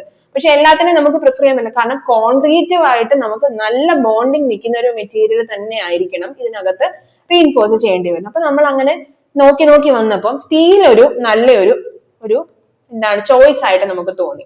അതുകൊണ്ടാണ് നമ്മൾ സ്റ്റീലിനെയും കൂടെ റീഇൻഫോഴ്സ് ചെയ്തിട്ട് RCC എന്ന് പറയുന്ന ഒരു പുതിയ കോൺക്രീറ്റ് മെറ്റീരിയൽ നമ്മൾ കാസ്റ്റ് ചെയ്തെടുത്തു. അപ്പൊ RCC എന്തായിരിക്കും? ഇത് includes reinforcing material such as steel bars ആകാം, അല്ലെങ്കിൽ അതിനകത്ത് സ്റ്റീൽ ബാർസ് വെച്ചിട്ടുള്ള ഒരു മെഷ് നമുക്കാകാം. അപ്പൊ അതാണ് ഇവിടെ ഫിഗറിൽ കാണിച്ചിട്ടുള്ളത്. സ്റ്റീൽ ബാർസ് ആണ് കാസ്റ്റ് ചെയ്തുകൊണ്ടൊരു മെഷ് ഉണ്ടാക്കിയിട്ടുണ്ട് കേട്ടോ. അപ്പൊ ഇങ്ങനെ മെഷ് നമ്മൾ ആദ്യം പുട്ട് ചെയ്തിട്ട് അതിനകത്തേക്ക് കോൺക്രീറ്റ് പോർ ചെയ്യും. അപ്പൊ അതിനകത്ത് എന്താ, കോൺക്രീറ്റിനകത്ത് ഈ ഒരു ഡക്റ്റൈൽ ആയിട്ടുള്ള മെറ്റീരിയലും കൂടെ നമ്മൾ ആഡ് ചെയ്യുമ്പോൾ കുറച്ചും കൂടി ഇതിനൊരു സ്ട്രെങ്ത് കിട്ടും. ഓക്കെ, അത് നമുക്ക് അങ്ങോട്ട് താഴോട്ട് പോകുന്നവർ നമുക്ക് കുറച്ച് ഡീറ്റെയിൽ ആയിട്ടുള്ള കാര്യങ്ങൾ അതിനകത്ത് പറയാനുണ്ട്. അപ്പൊ ഇത്രയുമാണ് നമുക്ക് ഈ PCC ആൻഡ് RCC വരുന്നത്. അപ്പൊ ഇതിനകത്ത് എന്തൊക്കെയാണ് നമുക്ക് ഈ കോൺക്രീറ്റിന്റെയും സ്റ്റീലിന്റെയും ഒക്കെ പ്രോപ്പർട്ടീസ് എന്താണെന്നുള്ളത് നോക്കാം. അപ്പൊ കോൺക്രീറ്റ് എന്ന് പറഞ്ഞു കഴിഞ്ഞാൽ നമുക്ക് മെയിൻ ആയിട്ട് കോൺക്രീറ്റിന്റെ ഒരു ഗുഡ് ക്വാളിറ്റി എന്ന് പറഞ്ഞു കഴിഞ്ഞാൽ കംപ്രസീവ് സ്ട്രെങ്ത്, ഹൈ കംപ്രസീവ് സ്ട്രെങ്തിനെ വരെ റെസിസ്റ്റ് ചെയ്യാനുള്ള കേപ്പബിലിറ്റി കോൺക്രീറ്റിനുണ്ട്. നമ്മൾ നേരത്തെ പറഞ്ഞതുപോലെ രണ്ട് തരത്തിലുള്ള ഫോഴ്സസ് ആണ്, കംപ്രസീവ് ഫോഴ്സസും ടെൻസൈൽ ഫോഴ്സസും ആണ്. നമുക്ക് രണ്ട് തരത്തിലുള്ള ഫോഴ്സസ് ആണ് വരുന്നത്. അപ്പൊ ഇതിൽ കംപ്രസീവ് ഫോഴ്സ് ഞാൻ പറഞ്ഞു, രണ്ട് മെറ്റീരിയൽസ് തമ്മിൽ പുഷ് ചെയ്യുമ്പോൾ ഉണ്ടാകുന്ന ഫോഴ്സ് അവിടെ കംപ്രഷനും, അതേപോലെ തന്നെ പുള്ളി ചെയ്ത് വരുമ്പോൾ വരുന്ന ഫോഴ്സ് ആണ് ടെൻസൈൽ ഫോഴ്സ്. അപ്പം ഒരു സ്ട്രക്ചറിൽ ഈ രണ്ട് ഫോഴ്സും നമുക്ക് ഉണ്ടാകാനുള്ള ചാൻസസ് ഉണ്ട്. അപ്പൊ അല്ലെങ്കിൽ കംപ്രസീവ് മാത്രമേ വരൂ, ടെൻസൈൽ മാത്രമേ വരൂ എന്ന് പറയാൻ പറ്റില്ല, രണ്ട് ഫോഴ്സസും ഉണ്ടാകും. അപ്പൊ രണ്ട് ഫോഴ്സിനും അറ്റ് സെയിം ടൈം ഈ ഒരു കോൺക്രീറ്റ് മെറ്റീരിയലിനെ റെസിസ്റ്റ് ചെയ്യാൻ പറ്റണം, എന്നാലേ അത് ലാസ്റ്റ് ചെയ്യുള്ളൂ. അപ്പം ഞാൻ പറഞ്ഞു, നമ്മൾ ഈ കോൺക്രീറ്റ് എന്ന് പറഞ്ഞാൽ ഒരു ബ്രിട്ടിൽ മെറ്റീരിയലാണ്. അപ്പൊ അതിന് കംപ്രഷൻ എടുക്കാനുള്ള ഒരു കേപ്പബിലിറ്റി മാത്രമേ ഉള്ളൂ. കുറച്ച് എമൗണ്ട് ഓഫ് ടെൻസൈൽ ഫോഴ്സ് ഇത് എടുക്കും, പക്ഷെ കംപ്രഷൻ ആണ് കൂടുതൽ എടുക്കുന്നത്. അപ്പൊ അങ്ങനെ നോക്കുമ്പോൾ ഒരു സെയിം ടൈമിൽ കംപ്രഷനും ടെൻസൈലും വരുമ്പോഴത്തേക്കും ഈ കോൺക്രീറ്റിന് വിത്ത്സ്റ്റാൻഡ് ചെയ്യാനുള്ള ഒരു കേപ്പബിലിറ്റി വരത്തില്ല. സോ അതുകൊണ്ട് ഈ ഒരു നല്ല ടെൻസൈൽ ഫോഴ്സിനെയും കൂടെ റെസിസ്റ്റ് ചെയ്യാൻ കേപ്പബിൾ ആയിട്ടുള്ള സ്റ്റീൽ എന്ന് പറയുന്ന ഒരു ഡക്റ്റൈൽ മെറ്റീരിയൽ നമ്മൾ ആഡ് ചെയ്യുന്നത് അതുകൊണ്ടാണ്. ഓക്കെ, അപ്പൊ കോൺക്രീറ്റിന്റെ first property high compressive strength എടുക്കാനായിട്ട് റെസിസ്റ്റ് ചെയ്യാനായിട്ട് പറ്റും, but significantly lower tensile strength ചെയ്യാൻ പറ്റുള്ളൂ. പിന്നെ അതുകൊണ്ടാണ് നമ്മൾ ഈ റീഇൻഫോഴ്സിംഗ് മെറ്റീരിയൽസ് ആഡ് ചെയ്യാനായിട്ട് ഉള്ള ഒരു റീസൺ. ഇനിയും elasticity of concrete is relatively constant at low stress levels. Stress എന്ന് പറയുമ്പോഴത്തേക്ക് നമ്മളൊരു ലോഡ് അപ്ലൈ ചെയ്യുന്നത് വെച്ചിട്ടാണ് നമുക്ക് അവിടെ സ്ട്രെസ് വരുന്നത്. അപ്പൊ ആ സ്ട്രെസ് ലെവൽസ് ലോ ആവുന്ന ടൈമിൽ റിലേറ്റീവ്ലി ഇലാസ്റ്റിസിറ്റി ഓഫ് കോൺക്രീറ്റ് എന്ന് വെച്ചാൽ റിലേറ്റീവ്ലി ലോ ആയിരിക്കും. പക്ഷെ ഇത് ഹൈ സ്ട്രെസ് ലെവലിലേക്ക് ചെല്ലുമ്പോഴത്തേക്കും ഇത് ഈ ഒരു മെയിൻറ്റെയിൻ ചെയ്ത് പൊക്കോണ്ടിരിക്കുന്ന ഇലാസ്റ്റിസിറ്റി എന്തായിരിക്കും, കുറഞ്ഞു പോകും. അതാണ് അതിനകത്ത് വരുന്ന ഒരു പ്രശ്നം. സോ അതൊക്കെ കൊണ്ടാണ് നമ്മൾ ഒരു റീഇൻഫോഴ്സിംഗ് മെറ്റീരിയൽ ആഡ് ചെയ്യേണ്ടതായിട്ടുള്ള ഒരു റീസൺ വരുന്നത്. പിന്നെ ഈ ഒരു കോൺക്രീറ്റിന് നല്ലൊരു property increases with strength of age കൂടുന്തോറും ഇതിന്റെ സ്ട്രെങ്ത് വർദ്ധിച്ചു വരും. അതിനൊരു നല്ലൊരു ബെസ്റ്റ് ഓപ്ഷൻ ആണ് കോൺക്രീറ്റ് എന്ന് പറഞ്ഞാൽ. പിന്നെ ടെൻസൈൽ സ്ട്രെങ്ത് ഓഫ് കോൺക്രീറ്റ് ഒട്ടും തന്നെ എടുക്കാതിരിക്കാൻ പറ്റത്തില്ല. ഒരു പർട്ടിക്കുലർ എമൗണ്ട് ഓഫ് ടെൻസൈൽ, അത് എത്രയാണെന്നൊന്നും പറയാൻ പറ്റത്തില്ല, എന്നാലും ഒരു കുറച്ച് amount of tensile strength concrete എടുക്കും. അതിനെ റെസിസ്റ്റ് ചെയ്യാനായിട്ട് കോൺക്രീറ്റിന് പറ്റും. പിന്നെ വരുന്ന അടുത്ത ഒരു പ്രോപ്പർട്ടി മോഡുലസ് ഓഫ് ഇലാസ്റ്റിസിറ്റി. ഇപ്പൊ നേരത്തെ പറഞ്ഞതുപോലെ elastic properties of aggregate and to a lesser extent by the conditions of curing and ageing of concrete. അതായത് കോൺക്രീറ്റിന് മോഡുലസ് ഓഫ് ഇലാസ്റ്റിസിറ്റി എന്ന് പറഞ്ഞാൽ ഞാൻ പറഞ്ഞു ഒരു പർട്ടിക്കുലർ സ്ട്രെസ് ലെവൽസ് വരെ അത് മെയിൻറ്റെയിൻ ചെയ്ത് പോകുന്നുണ്ട്. അത് ബിക്കോസ് എന്ത് കാരണം കൊണ്ടാണ് ഈ ഒരു കോൺക്രീറ്റിന്റെയും ഇതുപോലെ അഗ്രിഗേറ്റിന്റെ ഒക്കെ ഇലാസ്റ്റിക് പ്രോപ്പർട്ടീസ് കാരണമാണ് അത് മെയിൻറ്റെയിൻ ചെയ്ത് കൊണ്ടുപോകുന്നത്. അതേപോലെ തന്നെ ഏജിംഗ് കൂടുന്തോറും ഈ ഒരു കോൺക്രീറ്റിന്റെ സ്ട്രെങ്ത്തും കൂടുന്നുണ്ട്. ഈ ഒരു റീസൺസ് ഒക്കെ കാരണം മോഡുലസ് ഓഫ് ഇലാസ്റ്റിസിറ്റി നമുക്ക് എന്തായിരിക്കും, നല്ല രീതിയിൽ ഒരു പെർട്ടിക്കുലർ ലെവൽ വരെ മെയിൻറ്റെയിൻ ചെയ്ത് പോകാനായിട്ട് കോൺക്രീറ്റിന് ഹെൽപ്പ് ചെയ്യും. പിന്നെ വരുന്നത് ഷ്രിങ്കേജ്. കോൺക്രീറ്റ് ഷ്രിങ്കേജ് എന്ന് വെച്ച് കഴിഞ്ഞാൽ നമുക്ക് ഈ ടെമ്പറേച്ചർ കണ്ടീഷൻസ് വരുമ്പോഴത്തേക്കും ഷ്രിങ്കിങ് അല്ലെങ്കിൽ ഒരു ചുരുങ്ങാനുള്ള ഒരു റീസൺ വരുന്നുണ്ട് ഷ്രിങ്കേജ് എന്ന് പറയുമ്പോഴത്തേക്കും. അപ്പൊ അത് മെയിൻ ആയിട്ടും ഇത് depends on the total amount of water present in concrete. അപ്പൊ നമ്മൾ ഈ കോൺക്രീറ്റ് കാസ്റ്റ് ചെയ്യുന്നത് വെള്ളം ഒഴിച്ചിട്ടൂടല്ലേ, വെള്ളം വെച്ചിട്ടാണ് നമ്മൾ ഈ ഒരു മെറ്റീരിയൽസ് മിക്സ് ചെയ്യുന്നത്. അപ്പൊ ഇതിന്റെ വെള്ളത്തിന്റെ കൂടുതലോ കുറവോ കാരണം ഇവിടെ ഷ്രിങ്കേജ് ഉണ്ടാകാനുള്ള ഒരു ചാൻസ് ഉണ്ട്. അപ്പൊ നോർമലി നമുക്ക് ഈ ഷ്രിങ്കേജ് സ്ട്രെയിൻ വരുന്നതെന്ന് പറഞ്ഞാൽ ഒരു ഡിസൈനകത്ത് നമ്മൾ സാധാരണ എടുക്കുന്നത് 0.0003 എന്നുള്ളൊരു വാല്യൂ ആണ് ഈ ഒരു ഷ്രിങ്കേജ്. ഇത് പ്രോബ്ലം ചെയ്യുമ്പോൾ നമുക്ക് പ്രോബ്ലത്തിന്റെ കേസുകളിൽ നമുക്ക് ചില ഇക്വേഷൻ അകത്ത് നമ്മൾ ഈ ഒരു ഷ്രിങ്കേജ് വാല്യൂ കൂടെ അപ്ലൈ ചെയ്തിട്ടായിരിക്കും ഇക്വേഷൻസ് ചെയ്യുന്നത്. അപ്പൊ ഡിസൈൻ സമയത്ത് നമുക്കത് ക്ലിയർ ആകും. പിന്നെ വരുന്നത് ക്രീപ്പ് ആണ്. ക്രീപ്പ് എന്ന് പറഞ്ഞു കഴിഞ്ഞാൽ ഡിപ്പെൻഡ്സ് ഓൺ ടോട്ടൽ കോൺക്രീറ്റിനകത്ത് വരുന്ന സ്ട്രെസ്സിനെ ഡിപ്പെൻഡ് ചെയ്തുകൊണ്ടായിരിക്കും ക്രീപ്പ് വരുന്നത്. അല്ലെങ്കിൽ നമുക്ക് ലോഡിങ് കാരണം ഉണ്ടാകുന്ന ഏജിങ് അല്ലെങ്കിൽ ഡ്യൂറേഷൻ ഓഫ് ലോഡിങ് കാരണം ക്രീപ്പ് ഉണ്ട്. ക്രീപ്പ് എന്ന് വെച്ചാൽ നമുക്ക് ഈ ചെറിയ രീതിയിലുള്ള ക്രാക്ക് പോലത്തെ വരുന്നതിനെയാണ് നമ്മൾ ക്രീപ്പ് എന്ന് ഉദ്ദേശിക്കുന്നത്. അപ്പൊ ഇത്രയുമാണ് കോൺക്രീറ്റിന്റെ പ്രോപ്പർട്ടീസ് പറയാനായിട്ട്. ഇനി സ്റ്റീലിന്റെ കേസിൽ വരുമ്പോഴത്തേക്ക് ഞാൻ നേരത്തെ പറഞ്ഞതുപോലെ നമുക്ക് ഈ ഒരു നെഗറ്റീവ് ആയിട്ട് വരുന്ന, അതായത് ഇപ്പം മോഡുലസ് ഓഫ് ഇലാസ്റ്റിസിറ്റി നമുക്കൊരു പെർട്ടിക്കുലർ ലെവൽ വരെ, സ്ട്രെസ് ലെവലിൽ വരെ മെയിൻറ്റെയിൻ ചെയ്ത് പോകാനേ പറ്റുള്ളൂ. അതിൽ കൂടുതൽ അത് എടുക്കാൻ പറ്റില്ല. അപ്പൊ അതിനൊക്കെ വേണ്ടിയിട്ടാണ് നമ്മൾ എന്ത് ചെയ്യുന്നത്, സ്റ്റീൽ കൂടുതലായിട്ടും ടെൻസൈൽ ഫോഴ്സിനെ റെസിസ്റ്റ് ചെയ്യാനായിട്ട്, മോഡുലസ് ഓഫ് ഇലാസ്റ്റിസിറ്റി മെയിൻറ്റെയിൻ ചെയ്യാനായിട്ടും, ഈ പറയുന്ന ഇങ്ങനെയുള്ള നെഗറ്റീവ് ആയിട്ടുള്ള കാര്യങ്ങളെയൊക്കെ ഒന്ന് നമ്മൾ റെസിസ്റ്റ് ചെയ്ത് മാറ്റാൻ വേണ്ടി നമ്മളൊരു പ്രോപ്പർ ആയിട്ടുള്ള ഒരു നല്ല റീഇൻഫോഴ്സിംഗ് മെറ്റീരിയൽ നമ്മൾ പ്രിഫർ ചെയ്യുകയാണെങ്കിൽ അത് സ്റ്റീൽ ആയിരിക്കും. സ്റ്റീലിൽ തന്നെ നമ്മൾ നോർമലി യൂസ് ചെയ്യുന്ന സ്റ്റീൽ എന്ന് വെച്ചാൽ ഡീഫോംഡ് സ്റ്റീൽ ബാർസ് ആണ് നമ്മൾ കൺസ്ട്രക്ഷന് വേണ്ടിയിട്ട് സാധാരണയായിട്ട് യൂസ് ചെയ്യുന്നത്. വേറെ പലതരത്തിലുള്ള സോളിഡ് സ്റ്റെയിൻലെസ് സ്റ്റീൽ ഉണ്ട്, സ്റ്റെയിൻലെസ് സ്റ്റീൽ ക്ലാഡ് ഉണ്ട്. പിന്നെ ഇപ്പം കൂടുതലായിട്ട് മാർക്കറ്റിൽ അവൈലബിൾ ആയിട്ട് കണ്ടുവരുന്ന ഒന്നാണ് ഫൈബർ റീഇൻഫോഴ്സ്ഡ് പോളിമർ അല്ലെങ്കിൽ FRP ബാർസ്. ജസ്റ്റ് അറിഞ്ഞിരിക്കാൻ മാത്രമേ ഉള്ളൂ. ഒത്തിരി അഡ്വാൻസ്ഡ് ആയിട്ടുള്ള സെക്ഷൻസ് അതൊക്കെ നമുക്ക് ഇപ്പം നോക്കാനില്ല. അപ്പൊ FRP ബാർസും ഒരുപാട് അഡ്വാൻസ്ഡ് ആയിട്ടുള്ള സ്റ്റേജുകളിലൊക്കെ നമ്മൾ പ്രിഫർ ചെയ്യുന്നുണ്ട്. ഓക്കെ, ഇനി ഇതിന്റെ ഒരു ടാബുലർ കോളം വെച്ചിട്ട് നമ്മൾ പ്രോപ്പർട്ടീസ് പറയുകയാണെങ്കിൽ, കോൺക്രീറ്റിന്റെ പ്രോപ്പർട്ടി, ഫസ്റ്റ് പ്രോപ്പർട്ടി എന്താണ്, compressive strength, greater compressive strength ഉണ്ടാകും. സ്റ്റീലിന്റെ കമ്പയർ ചെയ്യുമ്പോൾ സ്റ്റീലിനും കംപ്രസീവ് സ്ട്രെങ്ത് ഗ്രേറ്റർ ആയിരിക്കും. പക്ഷേ പ്രോപ്പർട്ടീസ് ഓഫ് കോൺക്രീറ്റിൽ വരുമ്പോൾ വീക്ക് ഇൻ ടെൻസൈൽ സ്ട്രെങ്ത് ആയിരിക്കും. പക്ഷേ സ്റ്റീലിന് ഗ്രേറ്റർ ടെൻസൈൽ സ്ട്രെങ്ത്. അപ്പൊ അവിടെ കംപ്രഷനും ടെൻഷനും ഗ്രേറ്റർ ആയതുകൊണ്ട് സ്റ്റീൽ നമുക്ക് നല്ലൊരു ചോയ്സ് ആണ്. പിന്നെ വരുന്നത് കോൺക്രീറ്റ് ഫയർ റെസിസ്റ്റൻസിനോട് നല്ല റീസണബിളി ഫയർ റെസിസ്റ്റന്റ് ആയിരിക്കും. ബട്ട് സ്റ്റീൽ അത്ര ഫയർ റെസിസ്റ്റന്റ് കപ്പാസിറ്റി ഉള്ള ഒരു മെറ്റീരിയൽ അല്ല. പിന്നെ ഈ കോൺക്രീറ്റ് ഫ്രഷ് സ്റ്റേജ്, നമുക്ക് രണ്ട് തരത്തിലുള്ള സ്റ്റേജ് ഉണ്ട്, ഫ്രഷ് സ്റ്റേജും ഹാർഡൻഡ് സ്റ്റേജും. അപ്പൊ നമ്മൾ ഡയറക്റ്റ് ആയിട്ട് ഇത് മിക്സ് ചെയ്യുന്ന ടൈമിൽ, അല്ലെങ്കിൽ അതിനെയാണ് നമ്മൾ ഫ്രഷ് സ്റ്റേജ് എന്ന് പറയുന്നത്. ഈ കോൺക്രീറ്റ് നമ്മൾ ജസ്റ്റ് ഒരുമിച്ച് മിക്സ് ചെയ്തിടുന്ന ആ ഒരു സമയം ഉണ്ടല്ലോ, പെട്ടെന്നായിട്ടുള്ള ആ ഒരു സമയം, നമ്മൾ എല്ലാ മെറ്റീരിയൽസിനും വെള്ളം കുഴച്ച് നമ്മൾ മിക്സ് ചെയ്തിടുന്ന ആ ഒരു സ്റ്റേജ് ആണ് ഫ്രഷ് സ്റ്റേജ്. ഫ്രഷ് സ്റ്റേജിൽ നമുക്ക് ഇതിനെ ഏതൊരു ഷേപ്പിലേക്ക് വേണമെങ്കിലും നമുക്ക് ചേഞ്ച് ചെയ്യാനായിട്ട് പറ്റും. വൺസ് അത് കുറച്ച് ടൈം കഴിയുമ്പോൾ, ഇത് ഹാർഡൻഡ് ആയി കഴിയുമ്പോൾ ഏത് ഷേപ്പിലാണോ ഇരിക്കുന്നത് ആ ഷേപ്പിൽ തന്നെ അത് മാറും. അപ്പൊ അതാണ് ഇതിന്റെ ഒരു പ്രോപ്പർട്ടി എന്ന് പറയുന്നത്. അപ്പം ഈ ഒരു കോൺക്രീറ്റ് എന്ന് പറഞ്ഞാൽ ഫ്രഷ് സ്റ്റേജിൽ നമുക്ക് പ്ലാസ്റ്റിക് ആണ്, അതുകൊണ്ട് തന്നെ നമുക്ക് ഇത് ഏത് ഷേപ്പിലേക്ക് വേണേലും മാറ്റാൻ പറ്റും ആ ഒരു ഫ്രഷ് സ്റ്റേജിൽ. മറ്റേതെന്ന് വെച്ച് കഴിഞ്ഞാൽ സ്റ്റീലിന്റെ കേസിൽ ചൂട് ഹൈ ടെമ്പറേച്ചറിൽ വരുന്ന സമയങ്ങളിൽ മാത്രമേ ഇതിനെ ഷേപ്പിന് ചേഞ്ച് വരുത്താൻ പറ്റുള്ളൂ. പിന്നെ വരുന്നത് കമ്പാരിറ്റീവ്ലി ലോ പ്രൈസ്ഡ്. കോൺക്രീറ്റ് ഒരു ലോ പ്രൈസ്ഡ് ആണ്, ഒരു കൺസ്ട്രക്ഷൻ ഫീൽഡിൽ കമ്പയർ ചെയ്യുമ്പോൾ കമ്പാരിറ്റീവ്ലി ലോ പ്രൈസ്ഡ് ആണ് കോൺക്രീറ്റ്. കമ്പാരിറ്റീവ്ലി സ്റ്റീലിന്റെ കേസിൽ വരുമ്പോൾ കുറച്ച് കോസ്റ്റ്ലി ആണ് സ്റ്റീൽ. അപ്പൊ ഇത്രയാണ് properties of steel and concrete നോക്കുമ്പോൾ ഇതിനകത്ത് ഉള്ളൊരു കുറച്ച് പോയിന്റ്സ്.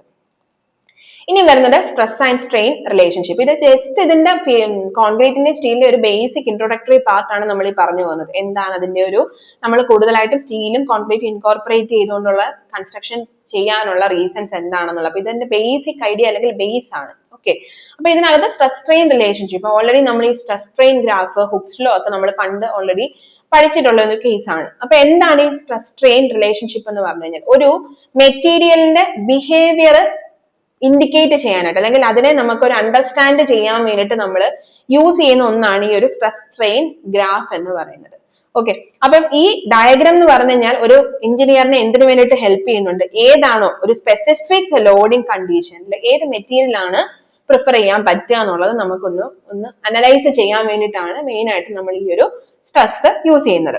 ഓക്കെ, ഈ graph represent how A part behaves under increasing load. ഒരു പർട്ടിക്കുലർ ആയിട്ടുള്ള ലോഡ് കൊടുക്കുമ്പോൾ ആ ലോഡ് ഇൻക്രീസ് ചെയ്യുന്നതിന് ഫലമായിട്ട് സ്ട്രക്ചറിൽ വരുന്ന ചേഞ്ചസ് എന്താണ്. അപ്പൊ സ്ട്രക്ചറിൽ രണ്ട് തരത്തിലുള്ള ചേഞ്ചസ് വരാം, സ്ട്രെസ് ആൻഡ് സ്ട്രെയിൻ. അപ്പൊ ഈ സ്ട്രെസ് എന്ന് പറയുമ്പോൾ എന്തായിരിക്കും, total load divided by load area, അല്ലെങ്കിൽ ലോഡ് ആക്ടിങ് ഏരിയ ആണ് സ്ട്രെസ് എന്ന് പറയുന്നത്.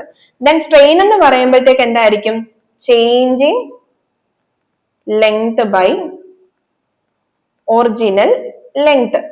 ഓക്കെ, ഇതൊക്കെ നമ്മൾ പണ്ട് പറഞ്ഞിട്ടുള്ള കാര്യങ്ങളാണ്, പഠിച്ചിട്ടുള്ളത്, നമുക്ക് അറിയാവുന്ന കാര്യങ്ങളുമാണ്. അപ്പൊ ഇപ്പൊ ഈ ലോഡ് ഈ സ്ട്രക്ചറിൽ കണ്ട് ഈ പോയിന്റിൽ വന്ന് ആക്ട് ചെയ്യുകയാണ്. അപ്പൊ ഈ ലോഡ് ഒരു പെർട്ടിക്കുലർ പോയിന്റ് വരെ ഒരു ഹൈ ലോഡാണ് ഇത് ആക്ട് ചെയ്യുന്നു. അപ്പൊ എന്താ ഈ ഒരു പോയിന്റിൽ ഉണ്ടാകുന്ന സ്ട്രെസ് നമുക്ക് എങ്ങനെ കണ്ടുപിടിക്കാൻ പറ്റും, ഈ വരുന്ന ടോട്ടൽ ലോഡ് ഡിവൈഡഡ് ബൈ ഈ ലോഡ് അഫക്റ്റിംഗ് ആയിട്ടുള്ള ഏരിയ വെച്ചിട്ട് നമുക്ക് എന്ത് ചെയ്യാൻ പറ്റും, അവിടുത്തെ സ്ട്രെസ് കണ്ടുപിടിക്കാൻ പറ്റും. ഈ സ്ട്രെസ് ഇങ്ങനെ വരുന്നതിന്റെ റീസൺ ആയിട്ട് എന്തായിരിക്കും, ഇത് ഇപ്പം എൽ ലെങ്ത് ഉള്ള ഒരു വീവ് ആണെന്നുണ്ടെങ്കിൽ കുറെ ടൈം കഴിഞ്ഞും ഈ ലോഡ് കൊടുത്തോണ്ടിരിക്കുമ്പോഴത്തേക്കും ഈ ലോഡ് ഒന്നെങ്കിൽ ഒന്ന് ചേഞ്ച് ആകും, ഒന്നെങ്കിൽ ഈ ലോഡ് ഒന്ന് കുറയും. ഓക്കെ, ഇതൊരു കംപ്രസീവ് ലോഡ് ആണെങ്കിൽ ഇത് ഒന്ന് കുറയും, ഒരു DL എന്നുള്ള രീതിയിലേക്ക് മാറും. ഇൻ കേസ് ഇത് ടെൻസൈൽ ലോഡ് ആണെന്നുണ്ടെങ്കിൽ ഇത് വലിയും, അപ്പൊ അത് ചിലപ്പോൾ 2L മാറും. അപ്പം ടോട്ടൽ സ്ട്രെയിൻ കണ്ടുപിടിക്കണമെങ്കിൽ original length L divided by DL എന്നുള്ളതായിരിക്കും അവിടുത്തെ സ്ട്രെയിൻ. അപ്പൊ ഒരു സ്ട്രക്ചറിനകത്ത് ഉള്ള ലോഡ് അഫക്ട് ചെയ്യുന്നത് കാരണം അവിടെ വരുന്ന റെസ്പോൺസസ് ആണ് സ്ട്രെസ് ആൻഡ് സ്ട്രെയിൻ. ഈ സ്ട്രെസ് ആൻഡ് സ്ട്രെയിനെ വെച്ചുകൊണ്ടാണ് നമ്മൾ അവിടുത്തെ സ്ട്രക്ചറിന്റെ മെറ്റീരിയലിന്റെ ബിഹേവിയർ നമ്മൾ മനസ്സിലാക്കുക. അങ്ങനെ നമുക്ക് ഇത് ഏത് മെറ്റീരിയൽ ചൂസ് ചെയ്യാൻ പറ്റും എന്നൊക്കെ നോക്കാനായിട്ട് പറ്റും. അപ്പൊ ഇതിൽ നമുക്ക് രണ്ട് തരത്തിലുള്ള മെറ്റീരിയൽസിന്റെ സ്ട്രെസ് സ്ട്രെയിൻ ഗ്രാഫ് ആണ് നമ്മൾ ഇവിടെ നോക്കുന്നത്. ഫസ്റ്റ് നമ്മൾ നോക്കുന്നതെന്ന് വെച്ചാൽ സ്റ്റീലിന്റെ സ്ട്രെസ് സ്ട്രെയിൻ ഗ്രാഫ് ആണ്.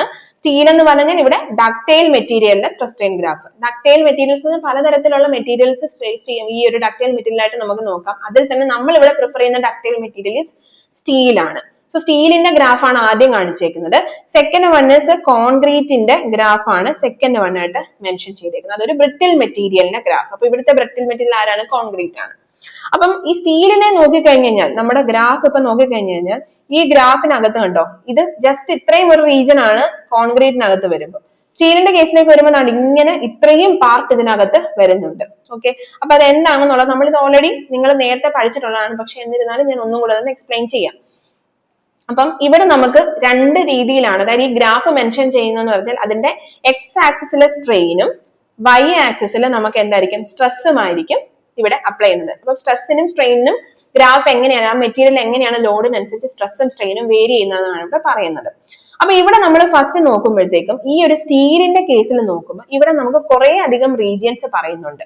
അപ്പൊ അതിലെ ഫസ്റ്റ് റീജിയൻ ഇലാസ്റ്റിക് ബിഹേവിയർ വരുന്ന region, second region is plastic behaviour വരുന്ന region, third one is rupture phase. Okay, ഈ മൂന്ന് ഫേസും എന്തൊക്കെയാണെന്നാണ് പറയുന്നത്. അപ്പൊ ഇവിടെ നമുക്ക് സ്റ്റീലിന്റെ കേസിൽ വരുമ്പോൾ സ്റ്റീലിന്റെ 0 അല്ലെങ്കിൽ O to A വരെയുള്ള ഒരു റീജിയൻ ഉണ്ട്. അത് ലീനിയർ ആയിട്ട് പോകുന്ന ഒരു സമയമാണ്. അതായത് നമ്മളിപ്പോ ലോഡ് അപ്ലൈ ചെയ്യുന്നതിന് ഫലമായിട്ട് ലീനിയർ ആയിട്ടായിരിക്കും. സ്ട്രെസ് കൂടുമ്പോൾ അവിടെ ലോഡ് ഇൻക്രീസ് ചെയ്യുന്നതിനനുസരിച്ച് സ്ട്രെസ്സും കൂടും സ്ട്രെയിനും കൂടും. അപ്പൊ അങ്ങനെ stress directly proportional to strain എന്നുള്ള കേസ് ആയിരിക്കും. അവിടെയാണ് നമ്മൾ ഹുക്സ് ലോ ഒക്കെ അപ്ലൈ ചെയ്യുന്നത്. അപ്പൊ സ്റ്റീലിന്റെ കേസിൽ ഈ O to A വരെയുള്ള പോയിന്റ് ലീനിയർ ആയിട്ട് പോകുന്ന ഒരു കേസ് ആയിരിക്കും O to A. ദെൻ ഈ ഒരു റീജിയൻ പിന്നെയും ലോഡ് നമ്മൾ ഇപ്പം 5 കിലോമീറ്റർ ലോഡാണ് നമ്മൾ കൊടുത്തോണ്ടിരിക്കുന്നതെങ്കിൽ ഇത് ഇങ്ങനെ പൊക്കോണ്ടിരിക്കുക, ലീനിയർ ആയിട്ട് പോകുന്നു. പിന്നെ നമ്മൾ ലോഡ് കുറച്ച് കൂടി ഒരു 6-10 മാറി കഴിയുമ്പോഴത്തേക്ക് ലോഡ് ഇൻക്രീസ് ആകുമ്പോഴത്തേക്കും എന്തായിരിക്കും വരുന്നത്? ഈ സ്ട്രെസ് സ്ട്രെയിനും ഒന്ന് വേരി ചെയ്യും. അതായത് ഇവിടുത്തെ സ്ട്രെസ് ഒരു പെർട്ടിക്കുലർ എമൗണ്ടിലേക്ക് ഇങ്ങനെ കൂടും. കണ്ടോ, ഇതൊന്ന് കൂടി വരുന്ന ആ പോയിന്റ് ആണ് ബി പോയിന്റ് എന്ന് പറഞ്ഞു കഴിഞ്ഞാൽ. അപ്പം ഈ അതിനു മേലെ നമ്മൾ ഈ ഒരു പ്രപ്പോർഷണാലിറ്റി ലിമിറ്റ് കഴിഞ്ഞിട്ടും ലോഡ് അപ്ലൈ ചെയ്യുമ്പോഴത്തേക്കും അവിടെ ഈ ഒരു ഇത് എന്തായിരിക്കും? സ്ട്രക്ചർ സ്റ്റീൽ ഈൽഡ് ചെയ്യാൻ തുടങ്ങും. മാക്സിമം അതൊരു ഈൽഡിങ്ങിലേക്ക് നിൽക്കും. അപ്പൊ ഈൽഡിങ്ങിൽ തന്നെ ഒന്ന് സ്ട്രെസ് കൂടി വരുന്ന പോയിന്റിനെയാണ് നമ്മൾ എന്ത് പറയുന്നത്? അപ്പർ ഈൽഡ് പോയിന്റ് എന്ന് പറയുന്നത്. ദെൻ നമുക്കൊരു ബി വരെ എത്തിക്കഴിയുമ്പോൾ പിന്നെയും ലോഡ് കൂടുമ്പോഴത്തേക്കും ഈ ഒരു ഈൽഡിങ് ഒന്ന് ജസ്റ്റ് കുറഞ്ഞു വരുമ്പോഴത്തേക്കാണ് നമ്മൾ എന്ത് വരുന്നത്? സി പോയിന്റിലേക്ക് വരുന്നത്. അതാണ് ലോവർ ഈൽഡ് പോയിന്റ് എന്ന് പറഞ്ഞേക്കുന്നത് കേട്ടോ. സി എന്ന് പറഞ്ഞാൽ ലോവർ ഈൽഡ് സ്ട്രെസ് പോയിന്റ് ആയിരിക്കും. ആ സ്ട്രെസ് ഒന്ന് പർട്ടിക്കുലർ ആയിട്ടൊന്ന് കുറഞ്ഞു വരും. പിന്നെയും അഗെയിൻ നമ്മൾ ഈ ഒരു ലോഡ് അപ്ലൈ ചെയ്യുമ്പോൾ ഇൻക്രീസ് ചെയ്ത് പോകുമ്പോഴത്തേക്കും എന്തായിരിക്കും? ഈ ഒരു റീജിയൻ സിയിൽ നിന്ന് പിന്നെയും സ്ട്രെസ് ലെവലിൽ ഒരു കൂടുതൽ വരും. അത് ഡി പോയിന്റിലേക്ക് എത്തും. ആ ഡി പോയിന്റ് എന്ന് വെച്ച് കഴിഞ്ഞാൽ അൾട്ടിമേറ്റ് സ്ട്രെസ് പോയിന്റ്. അത്രയും സ്ട്രെസ്സേ ആ ഒരു സ്ട്രക്ചറിന് എടുക്കാൻ പറ്റും. അതുകൊണ്ടാണ് അൾട്ടിമേറ്റ് സ്ട്രെസ് പോയിന്റ് ഡി എന്ന് പറഞ്ഞു വന്നേക്കുന്നത്. ദെൻ പിന്നെയും ലോഡ് കൊടുക്കുമ്പോഴത്തേക്കും എന്തായിരിക്കും? സ്ട്രെസ് കുറഞ്ഞിട്ട് ഇതൊരു റപ്ചർ ഫേസിലേക്ക് വരും, ഇ എന്ന് പറഞ്ഞു. അപ്പൊ റപ്ചർ എന്ന് പറഞ്ഞു കഴിഞ്ഞാൽ എന്തായിരിക്കും? സ്പെസിമെൻ ബ്രേക്ക് ഇൻറ്റു 2 പാർട്ടായിട്ട് അതിനെ ഫൈനലി നമുക്ക് എന്തായിരിക്കും? ബ്രേക്ക് ചെയ്ത് പോകുന്ന പാർട്ടാണ് റപ്ചർ പാർട്ട്. അപ്പൊ ഇനി അതിന് ഒരു തരത്തിലുള്ള സ്ട്രെസ് എടുക്കാനും പറ്റത്തില്ല, അത് ഫൈനലി ബ്രേക്ക് ചെയ്യും. അപ്പൊ നമുക്കറിയാലോ, ഇപ്പം ഒരു ലോഡ് ഇപ്പൊ ഒരു കോൺക്രീറ്റ് ഇപ്പൊ റീഇൻഫോഴ്സ്ഡ് RCC മെറ്റീരിയൽ തന്നെയാണ് നമ്മൾ വിചാരിച്ചു, അസ്യൂം ചെയ്തു. അതിലേക്ക് നമ്മളൊരു ലോഡ് കൊടുക്കുമ്പോൾ ഫസ്റ്റ് ഓഫ് ഓൾ ആദ്യം കൊടുക്കുമ്പോൾ തന്നെ ആ സ്ട്രക്ചർ എന്തായിരിക്കത്തില്ല, അതായത് നല്ല സ്ട്രോങ് ആയിട്ട് നമ്മൾ കാസ്റ്റ് ചെയ്ത ഒരു മെമ്പർ ഒരു ബീം ആണെന്ന് വിചാരിച്ചു. അതിലേക്ക് നമ്മൾ ലോഡ് അപ്ലൈ ചെയ്യുമ്പോഴത്തേക്കും ആ ലോഡ് ഫസ്റ്റ് ഓഫ് ഓൾ ആദ്യമേ ഇൻക്രീസ് ചെയ്യുമ്പോൾ ഉടനെ തന്നെ അത് ഇടിഞ്ഞു പോവല്ലോ ചെയ്യുന്നത്. അതിന് തന്നെ കുറച്ച് ഇൻഡിക്കേഷൻസ് കാണിക്കും. ചെറിയൊരു ക്രാക്ക് ഡെവലപ്പ് ചെയ്യും. പിന്നെ അത് അകത്തേക്ക് നമ്മൾ അകത്തേക്ക് കുറച്ചുകൂടെ അതിന്റെ ഒരു ക്രാക്ക് ഇൻവോൾവ് ചെയ്ത് അകത്തോട്ട് പോകും.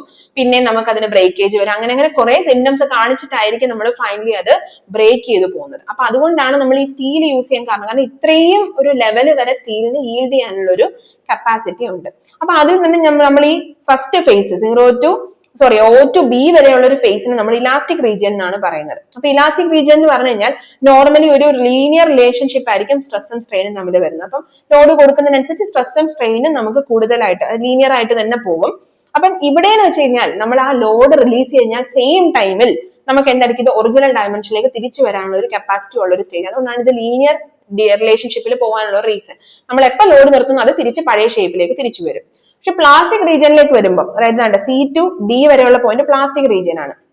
പ്ലാസ്റ്റിക് റീജിയനിൽ എന്തായിരിക്കും, അവിടെ നമുക്ക് വൺസ് ഈ ഒരു സെക്ഷൻ അല്ലെങ്കിൽ നമ്മുടെ സ്പെസിമെൻ പ്ലാസ്റ്റിക് റീജിയനിലേക്ക് എത്തിക്കഴിഞ്ഞു കഴിഞ്ഞാൽ ഇത് തിരിച്ച് ഇതിന്റെ പഴയ ഷേപ്പിലേക്ക് തിരിച്ചു വരാനുള്ള സാധ്യത വളരെ കുറവാണ്. അപ്പൊ ഇവിടെ നമുക്ക് ഈൽഡിംഗ് ആണ് വരുന്നത്. അപ്പൊ ഈൽഡിംഗ് വരുന്നത് കൊണ്ട് തന്നെ ഇതൊരു സ്റ്റേജിലേക്ക്, മറ്റൊരു സ്റ്റേജിലേക്ക് അങ്ങ് ഡിഫോർമേഷൻ ചെയ്തങ്ങ് പോകും. ഇവിടെ സ്പെസിമെൻ എൻഡ്യൂസ് സം പെർമനന്റ് ഡിഫോർമേഷന് വിധേയമാകുമെന്ന് നമ്മൾ പറയാം. പെർമനന്റ് ഡിഫോർമേഷൻ ആയി കഴിഞ്ഞാൽ ലോഡ് റിലീസ് ആയാലും ഇതിന്റെ ഒറിജിനൽ ഷേപ്പിലേക്ക് തിരിച്ചു വരാൻ പറ്റില്ല. അപ്പൊ പ്ലാസ്റ്റിക് സ്റ്റേറ്റിലേക്ക് നമ്മൾ മാറി. പിന്നെ പ്ലാസ്റ്റിക് സ്റ്റേജ് കഴിഞ്ഞ് കഴിയുമ്പോഴായിരിക്കും റപ്ചർ സംഭവിക്കുന്നത്. അപ്പൊ ഇത്രയും സ്റ്റേജ് കഴിഞ്ഞിട്ടാണ് നമ്മുടെ ഡക്റ്റൈൽ മെറ്റൽ ആയിട്ടുള്ള സ്റ്റീൽ വിത്ത്സ്റ്റാൻഡ് ചെയ്ത് പോകുന്നത്. പക്ഷെ ഇവിടെ കോൺക്രീറ്റിലേക്ക് വരുമ്പം കോൺക്രീറ്റിൽ ജസ്റ്റ് ഈ ഒരു ലീനിയർ റിലേഷൻഷിപ്പ് കഴിഞ്ഞു കഴിഞ്ഞാൽ ഫൈനലി നമുക്ക് ഇവിടെ റപ്ചറാണ് വരുന്നത്. ഇത്രയും ഈൽഡിംഗ് ഒന്നും കോൺക്രീറ്റിൽ കാണത്തില്ല. ജസ്റ്റ് ഈ ഒരു പ്രൊപ്പോർഷണാലിറ്റി ലിമിറ്റ് വരെ ഇലാസ്റ്റിക് റീജിയൻ വരെ പോകുന്നു. ഇലാസ്റ്റിക് റീജിയൻ കഴിയുമ്പോൾ ഒരു ഇന്റിമേഷനും ഇല്ലാത്ത തരത്തിൽ നമുക്ക് അവിടെ ഒരു ഫൈനൽ റപ്ചർ അങ്ങ് സംഭവിക്കും. പക്ഷെ മറ്റേടത്ത് ഇലാസ്റ്റിക് കഴിഞ്ഞു, പ്ലാസ്റ്റിക് റീജിയൻ വന്നു. പ്ലാസ്റ്റിക് റീജിയൻ കഴിയുമ്പോൾ നമുക്കൊരു ഇന്റിമേഷൻ, ഒരു അൾട്ടിമേറ്റ് സ്ട്രെസ് പോയിന്റ് വന്നു. അത്രയും വന്നിട്ടും ലോഡ് നിർത്തിയില്ല, അല്ലെങ്കിൽ അതിനെ ലോഡിനെ റെസിസ്റ്റ് ചെയ്തില്ല എന്നുണ്ടെങ്കിൽ അത് റപ്ചർ ആയിപ്പോ. അപ്പൊ ഇതാണ് നമ്മുടെ ഒരു സ്ട്രെസ് സ്ട്രെയിറ്റ് റിലേഷൻഷിപ്പ്. ഈ ഒരു റിലേഷൻഷിപ്പിനെ ബേസ് ചെയ്തുകൊണ്ടാണ് നമ്മുടെ ഈ ഒരു ഡിസൈൻ കൺസെപ്റ്റ് തന്നെ ഫോം ചെയ്തെടുത്തത്. ഓക്കെ, സോ നെക്സ്റ്റ് വരുന്നത് ഡിസൈൻ ഫിലോസഫി. അപ്പൊ ഞാൻ നേരത്തെ ഇൻട്രൊഡക്ടറി പാർട്ടിൽ പറഞ്ഞിരുന്നു, നമുക്ക് മെയിൻ ആയിട്ട് 3 ഡിസൈൻ കൺസെപ്റ്റുകളാണ് വരുന്നത്, അല്ലെങ്കിൽ ഡിസൈൻ മെത്തേഡ്സ് ആണ് വരുന്നത്. ഓക്കെ, അതിൽ വരുന്നത് first one is working stress method. അപ്പം ഏർലിയർ ടൈംസിൽ നമ്മൾ ആദ്യം ഇംപ്ലിമെന്റ് ചെയ്ത മെത്തേഡാണ് വർക്കിംഗ് സ്ട്രെസ് മെത്തേഡ്. രണ്ടാമത് വന്നത് അൾട്ടിമേറ്റ് സ്ട്രെങ്ത് ഡിസൈൻ. അപ്പൊ അത് ഈ വർക്കിംഗ് സ്ട്രെസ് മെത്തേഡിനെ പോലെ തന്നെയാണ്, കുറച്ചും കൂടെ വ്യത്യാസം വരുത്തിയ രീതിയിലായിരുന്നു അവർ അൾട്ടിമേറ്റ് സ്ട്രെസ് മെത്തേഡിലേക്ക് എത്തിയത്. ഏകദേശം സെയിം അസംഷൻസ് തന്നെയാണ് വർക്കിംഗ് സ്ട്രെസ്സും അൾട്ടിമേറ്റും തമ്മിൽ വരുന്നത്. പിന്നെ വന്നപ്പോൾ നമുക്ക് ഇപ്പം യൂസ് ചെയ്യുന്ന അഡ്വാൻസ്ഡ് മെത്തേഡിലേക്ക് വന്നത് ലിമിറ്റ് സ്റ്റേറ്റ് ഡിസൈൻ മെത്തേഡിലേക്ക് വന്നത്. അപ്പൊ വർക്കിങ്ങും അൾട്ടിമേറ്റും ഏകദേശം ഒരേ രീതിയിലായിരിക്കും വരുന്നത്. വർക്കിങ്ങിന്റെ തന്നെ ചെറിയ കുറച്ച് വ്യത്യാസങ്ങളെ വരുന്നുള്ളൂ. ദെൻ ആണ് നമ്മൾ ഈ ലിമിറ്റ് സ്റ്റേറ്റ് മെത്തേഡിലേക്ക് ഇവോൾവ് ചെയ്ത് വന്നത്. അങ്ങനെ ലിമിറ്റ് സ്റ്റേറ്റ് മെത്തേഡാണ് നമ്മളിപ്പം ചൂസ് ചെയ്ത് പോകുന്നത്. നമ്മൾ അഡോപ്റ്റ് ചെയ്യുന്ന മെത്തേഡ് ഡിസൈൻ കൺസെപ്റ്റ് ആണ് limit state method design. Okay, അപ്പൊ ഈ വർക്കിംഗ് സ്ട്രെസ് മെത്തേഡ് എന്ന് പറഞ്ഞു കഴിഞ്ഞാൽ നമുക്കിപ്പം നമ്മൾ പറഞ്ഞിരുന്നു, നമുക്ക് 2 മെറ്റീരിയൽസ് ഉണ്ട്, സ്റ്റീലും കോൺക്രീറ്റും. അപ്പൊ രണ്ടിനെയും കൂടെ നമ്മൾ ഇൻവോൾവ് ചെയ്തിട്ടാണ് നമ്മൾ ഈ ഒരു മെറ്റീരിയൽ ഡിസൈൻ അല്ലെങ്കിൽ കോൺക്രീറ്റ് ഡിസൈൻ നമ്മൾ ഇൻവോൾവ് ചെയ്ത് വരുന്നത്. അപ്പൊ ഇതില് ഈ ഒരു വർക്കിംഗ് സ്ട്രെസ് മെത്തേഡിൽ എന്തായിരുന്നു, both steel and concrete act together and are perfectly elastic at a stages. അപ്പൊ ഇവിടെ നമ്മൾ പ്ലാസ്റ്റിക് എഫക്ട് എന്നുള്ള അല്ലെങ്കിൽ പ്ലാസ്റ്റിക് നേച്ചർ എന്നുള്ള ഒരു റീസണെ നമ്മൾ അല്ലെങ്കിൽ അങ്ങനെ ആ ഒരു സ്റ്റേജ് നമ്മൾ ഇവിടെ കൺസിഡർ ചെയ്യുന്നില്ല. 2 മെറ്റീരിയൽസും സ്റ്റീലും കോൺക്രീറ്റും. അപ്പൊ നമ്മൾ അറിയാലോ, നമുക്ക് എല്ലാ മെത്തേഡ്സിലും കുറെ അധികം അസംഷൻസ് ഉണ്ടാകും. ആ അസംഷനെ ബേസ് ചെയ്തുകൊണ്ടായിരിക്കും ആ മെത്തേഡ് നമ്മൾ ചെയ്തു പോകുന്നത്. അപ്പൊ ഇവിടുത്തെ ഈ ഒരു ഫസ്റ്റ് മെത്തേഡിൽ ഈ ഒരു അസംഷൻ എന്ന് പറഞ്ഞാൽ കോൺക്രീറ്റും സ്റ്റീലും രണ്ടും എന്തായിട്ടാണ് ഒരു ഇലാസ്റ്റിക് നേച്ചർ ഉള്ള അല്ലെങ്കിൽ ഇലാസ്റ്റിക് സ്റ്റേജ് വരുന്ന ഒരു മെറ്റീരിയൽ ആയിട്ടാണ് ഇവിടെ നമ്മൾ കൺസിഡർ ചെയ്തിട്ടുണ്ടായിരുന്നത്. കാരണം പിന്നീടാണ് ഈ ഒരു സ്റ്റീലിനെ പറ്റിയിട്ടുള്ള ഒരു അഡ്വാൻസ്ഡ് സ്റ്റഡി ഒക്കെ നടത്തിയിട്ടാണ് ഇങ്ങനെ ഇത്രയും yielding സ്റ്റീലിന് ഉണ്ടെന്നുള്ളതും ഇവിടെ ഇങ്ങനെ ഒരു ടെൻസൈൽ ഫോഴ്സ് എടുക്കാനുള്ള ഒരു കേപ്പബിലിറ്റി ഉണ്ട്, പ്ലാസ്റ്റിക് നേച്ചർ ഉണ്ട് എന്നൊക്കെ ഉള്ളത് വളരെ അഡ്വാൻസ്ഡ് സ്റ്റേജിലാണ് കുറെ അധികം കാര്യങ്ങൾ നമ്മൾ മനസ്സിലാക്കി കൊണ്ടുവന്നത്. അപ്പൊ ആദ്യത്തെ സ്റ്റേജിൽ നമുക്ക് ഇത് ഒരു ഇലാസ്റ്റിക് നേച്ചർ മാത്രം തരുന്ന ഒരു സ്റ്റേജിലായിരുന്നു നമ്മൾ ഇതിനെ കൺസിഡർ ചെയ്തിട്ടുണ്ടായിരുന്നത്. ഇവിടെ deals with elastic behaviour of the member. അപ്പൊ ഇലാസ്റ്റിക് ബിഹേവിയറിനെ പറ്റി മാത്രമാണ് ഇവിടെ കൺസിഡർ ചെയ്തിട്ടുള്ളത്. Okay, then modular ratio used to determine stresses. Modular ratio എന്ന് പറഞ്ഞു കഴിഞ്ഞാൽ റേഷ്യോ അല്ലെങ്കിൽ മോഡുലസ് ഓഫ് ഇലാസ്റ്റിസിറ്റി ഓഫ് കോൺക്രീറ്റിന്റെയും സ്റ്റീലിന്റെയും മോഡുലസ് ഓഫ് ഇലാസ്റ്റിസിറ്റി തമ്മിലുള്ള റേഷ്യോ ആണ് നമ്മൾ മോഡുലാർ റേഷ്യോ ആയിട്ട് പറയുന്നത്. ഓക്കെ, അപ്പൊ അതിന് നമുക്ക് പർട്ടിക്കുലർ ആയിട്ടുള്ള വാല്യൂസ്, നമുക്ക് രണ്ടിന്റെയും മോഡുലസ് ഓഫ് ഇലാസ്റ്റിസിറ്റി വാല്യൂസ് ഉണ്ട്. അത് തമ്മിലുള്ള റേഷ്യോനെ നമ്മൾ മോഡുലാർ റേഷ്യോ എന്ന് പറഞ്ഞു. അപ്പൊ ഇവിടെ നമ്മൾ ഈ ഒരു സ്ട്രെസ് ഡിറ്റർമിൻ ചെയ്യാനായിട്ട് ഈ മോഡുലാർ റേഷ്യോ ആണ് യൂസ് ചെയ്യുന്നത്. ഓക്കെ, അതാണ് അതിന്റെ അടുത്ത ഒരു കൺസെപ്റ്റ് എന്ന് പറയുന്നത്. പിന്നെ permissible stresses are obtained by applying specific factor of safety. അപ്പൊ നമുക്ക് ഈ ഒരു ഡിസൈനകത്ത് പെർമിസിബിൾ സ്ട്രെസ്, അതായത് നമുക്ക് ഇതിനകത്ത് ആപ്ലിക്കബിൾ ആയിട്ട് വരുന്ന സ്ട്രെസ് കണ്ടുപിടിക്കാനായിട്ട് നമുക്കൊരു ഫാക്ടർ ഓഫ് സേഫ്റ്റി അല്ലെങ്കിൽ FOS എന്ന് പറഞ്ഞിട്ടുള്ള ഒരു വാല്യൂ കൂടെ ചെയ്തിട്ടായിരിക്കും നമുക്കൊരു പെർമിസിബിൾ സ്ട്രെസ് വാല്യൂ കിട്ടുന്നത്. അപ്പൊ ഈ ഫാക്ടർ ഓഫ് സേഫ്റ്റി കോൺക്രീറ്റിനും സ്റ്റീലിനും നമ്മൾ 2 തരത്തിലാണ് ആഡ് ചെയ്യുന്നത്. 2 മെറ്റീരിയലിനെയും കൺസിഡർ ചെയ്തുകൊണ്ട് വർക്കിംഗ് സ്ട്രെസ് മെത്തേഡിൽ നമ്മൾ അഡോപ്റ്റ് ചെയ്യുന്ന factor of safety for concrete എന്ന് പറയുന്നത് നമ്മൾ യൂസ് ചെയ്യുന്നത് 3 ആണ്. And for steel it is 1.8. അപ്പൊ ഈ ഒരു വാല്യൂ അപ്ലൈ ചെയ്തിട്ടായിരിക്കും നമ്മൾ സ്ട്രെസ് കണ്ടുപിടിക്കുന്നത്. ഓക്കെ, അപ്പൊ ഈ ഒരു ഫാക്ടർ ഓഫ് സേഫ്റ്റിയുടെ പ്രിൻസിപ്പിളും കൂടെ വെച്ചിട്ടായിരിക്കും നമ്മൾ അവിടെ സ്ട്രെസ് ലെവൽസ് എത്രയാണെന്ന് കാൽക്കുലേറ്റ് ചെയ്യുന്നത്. അപ്പൊ ഇത്രയും കാര്യങ്ങളാണ് ഈ ഒരു അസംഷൻ അകത്ത് വരുന്നത്. പിന്നെ നമുക്ക് ഇതിനകത്ത് കുറച്ച് പോയിന്റ്സും കൂടെ ആഡ് ചെയ്യാനുണ്ട്. അതായത് നമ്മളിപ്പോ ഒരു സ്ട്രക്ചറിലേക്ക് ഇതിനെ നമ്മൾ ഇലാസ്റ്റിക് നേച്ചർ ആയിട്ടാണല്ലോ നമ്മൾ ഇത് എടുത്തേക്കുന്നത്. അതായത് ഇപ്പൊ ഈ ഒരു സ്ട്രക്ചറിൽ നിന്നുണ്ട് ലോഡ്. അപ്പൊ ഇവിടെ നമ്മൾ പറഞ്ഞിട്ടുണ്ടായിരുന്നു ഇത് സ്ട്രെസ്സും സ്ട്രെയിനും ആണെന്നുണ്ടെങ്കിൽ ലോഡ് അപ്ലൈ ചെയ്യുമ്പോൾ ലീനിയർ ആയിട്ടുള്ള ഒരു വേരിയേഷൻ ആണ് അവിടെ കാണുന്നത്. ഓക്കെ, ഈ ഒരു സ്ട്രക്ചറിൽ ഒരു ലീനിയർ വേരിയേഷൻ ആണ് നമ്മൾ ഉദ്ദേശിക്കുന്നത്. അപ്പൊ ഇവിടെ സ്ട്രെസ് സ്ട്രെയിൻ ഗ്രാഫിന് നമ്മൾ കറസ്പോണ്ടിങ് ഇവിടെ ഒരു ലീനിയർ ഒരു പ്രപ്പോർഷണൽ ആയിട്ട് പോകുന്ന രീതിയിലാണ് സ്ട്രെസ്സും സ്ട്രെയിനും നമ്മൾ മാർക്ക് ചെയ്തേക്കുന്നത്. അപ്പൊ ഇത് സ്ട്രക്ചർ ഒരു പെർട്ടിക്കുലർ ലിമിറ്റ് കഴിയുമ്പോഴത്തേക്കും എന്തായിരിക്കും, ഇവിടെ ഒരു റപ്ചർ സംഭവിക്കും. റപ്ചർ ഉണ്ടാകുമ്പോൾ അവിടെ ഒരു ബെൻഡിങ് ഉണ്ടാകും. ബെൻഡിങ് വെച്ചിട്ടാണ് അവിടെ ബെൻഡിങ് ഫോം ചെയ്തിട്ടാണ് അവിടെ റപ്ചർ ഉണ്ടാകുന്നത്. അപ്പൊ ഇവിടെ നമ്മുടെ ഈ ഒരു സ്ട്രെസ് സ്ട്രെയിൻ ഗ്രാഫിന്റെ കേസിൽ ഈ ഒരു വർക്കിംഗ് സ്ട്രെസ് മെത്തേഡിന്റെ അസംഷൻ ആണെന്നുണ്ടെങ്കിൽ നമുക്കറിയാം ഈ ഒരു സ്ട്രക്ചർ എന്തായിരിക്കും, ഈ സ്ട്രക്ചർ പ്രപ്പോർഷണൽ ആയിട്ട് പോകുന്നു. ഒരു പർട്ടിക്കുലർ ലെവല് ലോഡ് എത്തി കഴിയുമ്പോഴത്തേക്കും ഇത് ബെൻഡ് ചെയ്ത് റപ്ചർ ആയി പോകുന്നു. അങ്ങനെയല്ലേ ഇതിനെ മനസ്സിലാക്കുന്നത്. അപ്പം ബെൻഡിങ് അവിടെ സംഭവിക്കുന്നുണ്ട്. ബെൻഡിങ് ആയത് റപ്ചർ ആയിട്ടുണ്ട്. അപ്പം ഇലാസ്റ്റിക് നേച്ചർ കഴിയുമ്പോഴത്തേക്കും അവിടെ ബെൻഡിങ് ആയി റപ്ചർ ഉണ്ടാവുന്നു. പക്ഷേ നമ്മുടെ ഈ ഒരു സ്ട്രെസ് അല്ലെങ്കിൽ വർക്കിംഗ് സ്ട്രെസ് മെത്തേഡ് പറയുന്നത് പ്ലെയിൻ സെക്ഷൻസ് ബിഫോർ ബെൻഡിങ്, അതായത് ബിഫോർ ബെൻഡിങ്ങിന് മുന്നേ ഇത് പ്ലെയിൻ ആയിട്ടുള്ള സെക്ഷൻ ആയിട്ടല്ലേ പൊക്കോണ്ടിരിക്കുന്നത്. അപ്പം ആഫ്റ്റർ ബെൻഡിങ്, അതായത് റപ്ചർ കഴിഞ്ഞിട്ടും ആഫ്റ്റർ ബെൻഡിങ് വരുന്ന സമയത്തും ഇത് പ്ലെയിൻ ആയിട്ട് തന്നെ കൺസിഡർ ചെയ്യാനാണ് വർക്കിംഗ് സ്ട്രെസ് മെത്തേഡ് പറയുന്നത്. അപ്പൊ അതാണ് അതിന്റെ ബേസിക് അസംഷൻ എന്ന് പറയുന്നത്. ഓക്കെ, പിന്നെ വരുന്നത് ഈ ഒരു സ്ട്രക്ചറിനകത്ത് നമ്മൾ ഇലാസ്റ്റിക് നേച്ചർ മാത്രം എടുക്കുന്നു എന്നാണ് പറഞ്ഞത്. അതായത് elastic nature four concrete and steel എന്നാണ് പറയുന്നത്. അപ്പൊ ഈ കോൺക്രീറ്റിനകത്തുള്ള ഒരു പ്രശ്നം കംപ്രസീവ് ഫോഴ്സ് മാത്രമേ എടുക്കാൻ പറ്റൂ. ഒരു particular amount of tensile force ഈ ഒരു കോൺക്രീറ്റിന് പറ്റുള്ളൂ. സ്റ്റീൽ ആണെങ്കിൽ ടെൻസൈൽ ഫോഴ്സ് എടുക്കുകയും ചെയ്യുന്നുണ്ട്.